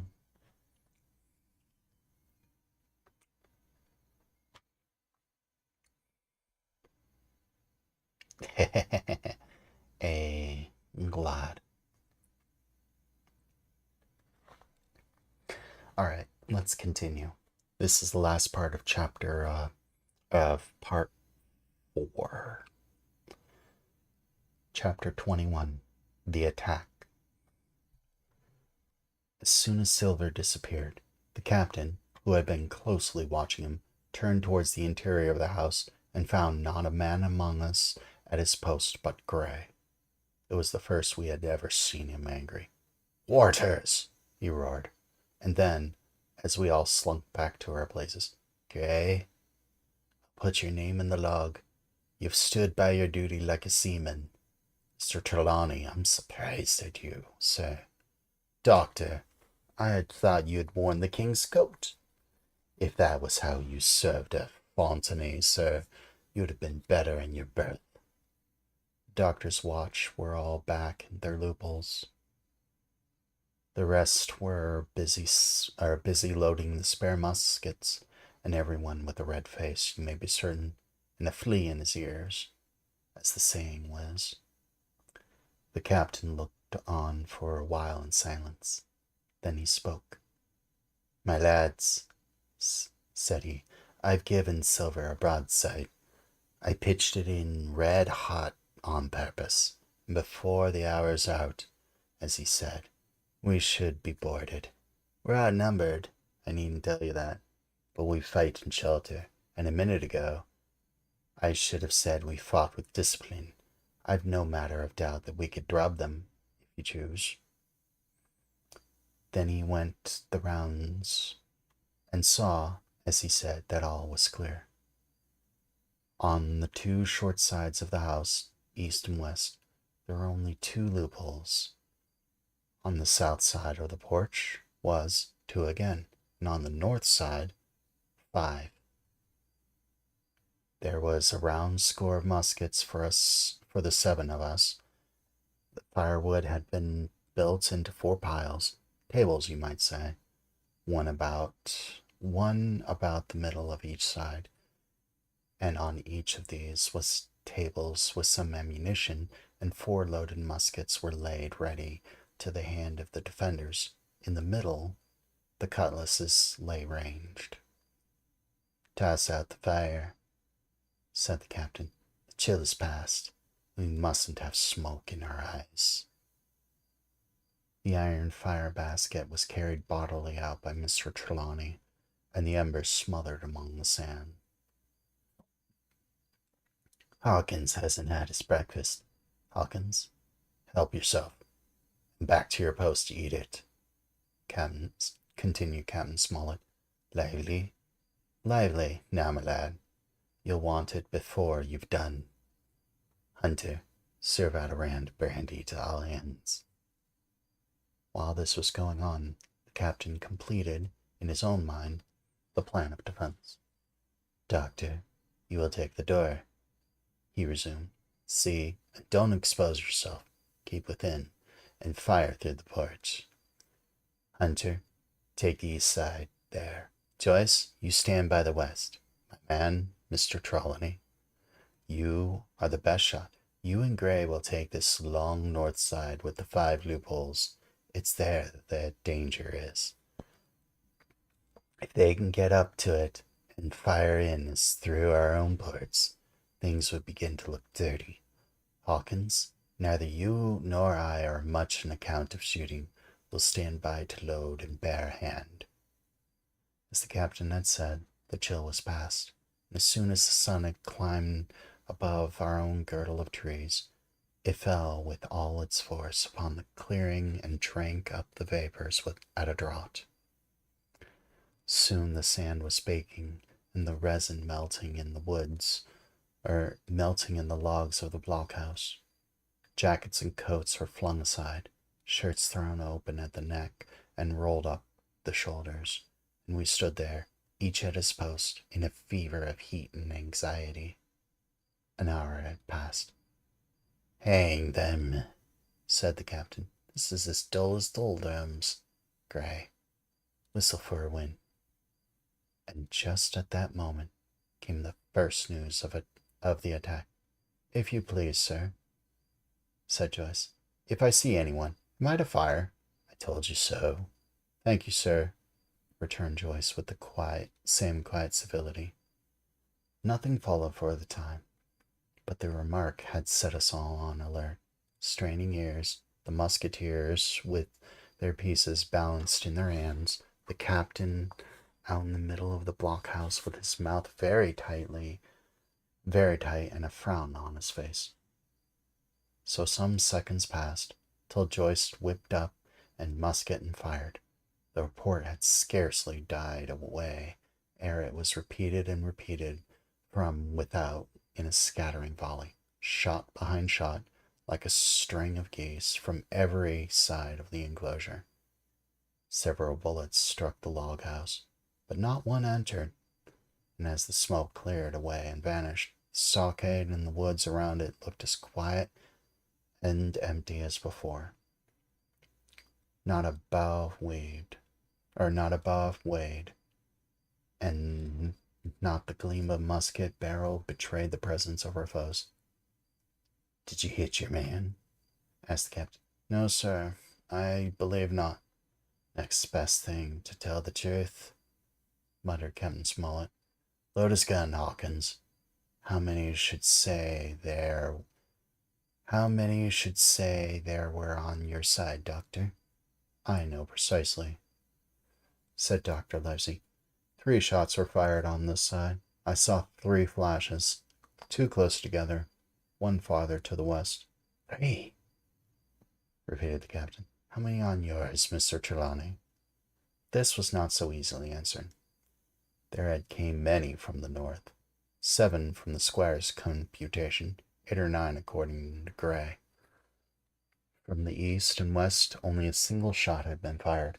It was plain, therefore, the attack would be developed from the north, and that on the other 3 sides were only to be annoyed by a few show of hostilities. But Captain Smollett made no change in his arrangements. If the mutineers succeeded in crossing the stockade, he argued, they'd take possession of any unprotected loophole and shoot us down like rats in our own stronghold. Nor had we much time left to us for thought. Suddenly, with a loud huzzah, and a little cloud of pirates leapt from the woods on the north side and ran straight on the stockade. At the same moment, the fire was once more opened from the woods, and a rifle ball sang through the doorway, knocked the doctor's musket into bits. The boarders swarmed over the fence like monkeys. Squire and Gray fired again and yet again. 3 men fell, 1 forwards into the enclosure, 2 back on the outside. But of these, 1 was evidently more frightened than hurt, for he was on his feet again in a crack and instantly disappeared among the trees. 2 had bit the dust. 1 had fled. 4 had made good their footing inside our defenses, while from the other shelter of the woods 7 or 8 men, each evidently supplied with several muskets, kept a hot though useless fire on the log house.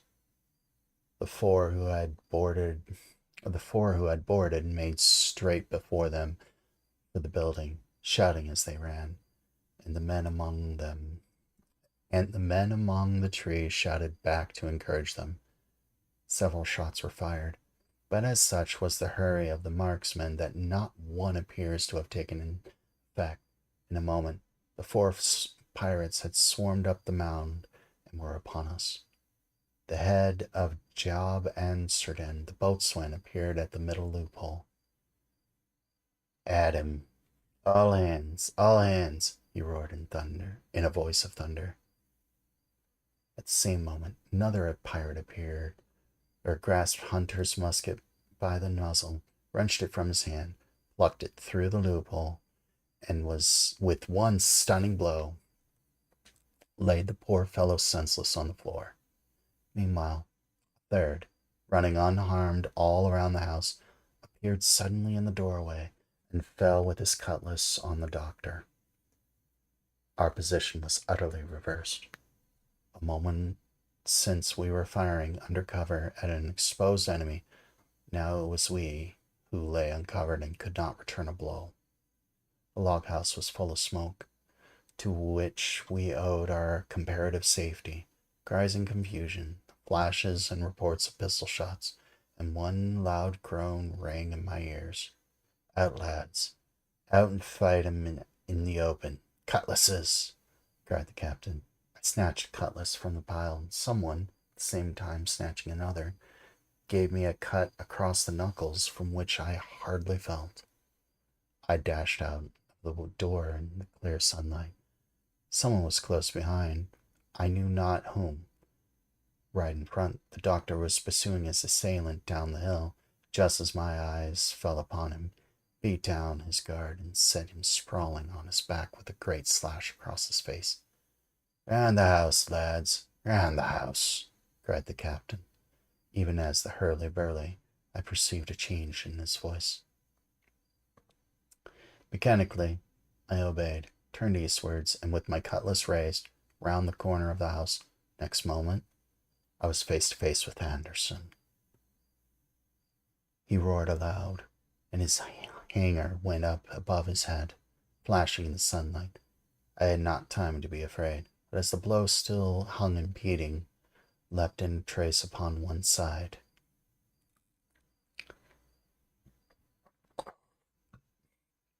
missing my foot in soft sand, rolled headlong down the slope.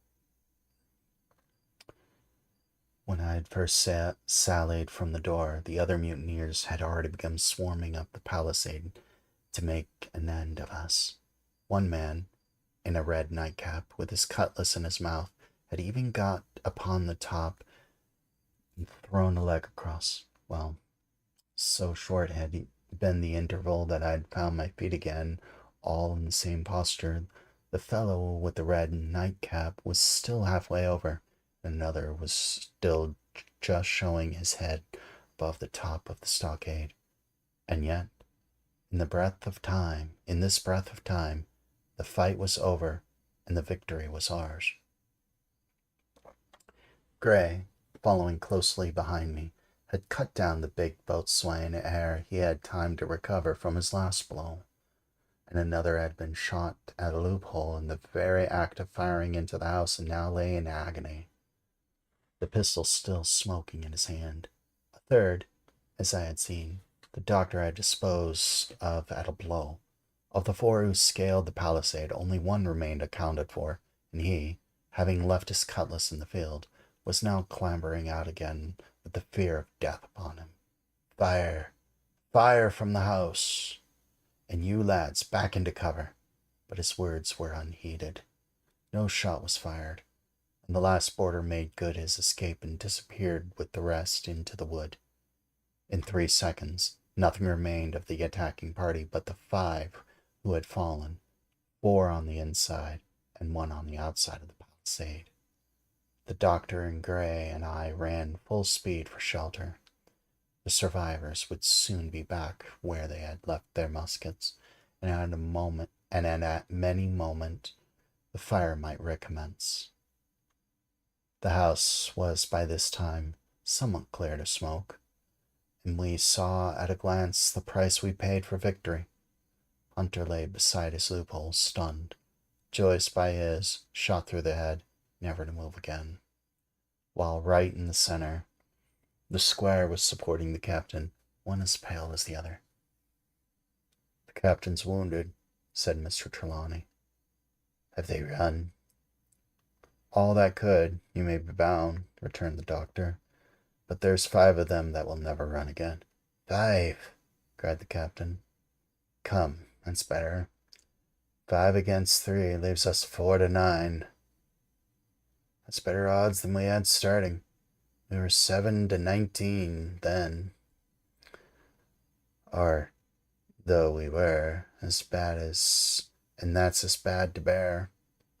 The mutineers were soon only 8 in number, for the man shot by Mr. Trelawney on board the schooner died that same evening of his wound. But this was, of course, not known till after the fateful party. That ends part 4. There are 2 more parts. 2 more parts and a good chunk of chapters left. Let's see. 1, 2, 3, 4, 5, 6. 1, 2, 3, 4, 5, 6, 7. And just how much more?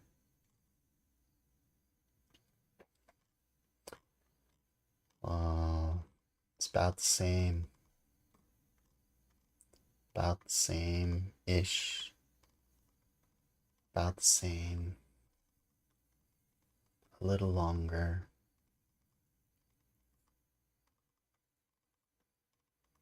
About the same. About the same. Probably longer-ish. What do you guys think? Should we continue or should we end? I don't mind doing either. We got 2 more whole parts to do, and we will finish at the next time. There's little doubt that I will, but it means the next stream will be a bit longer.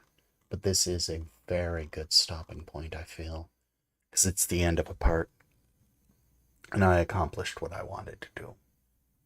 So, that's 12. Let's call it a stream, yes?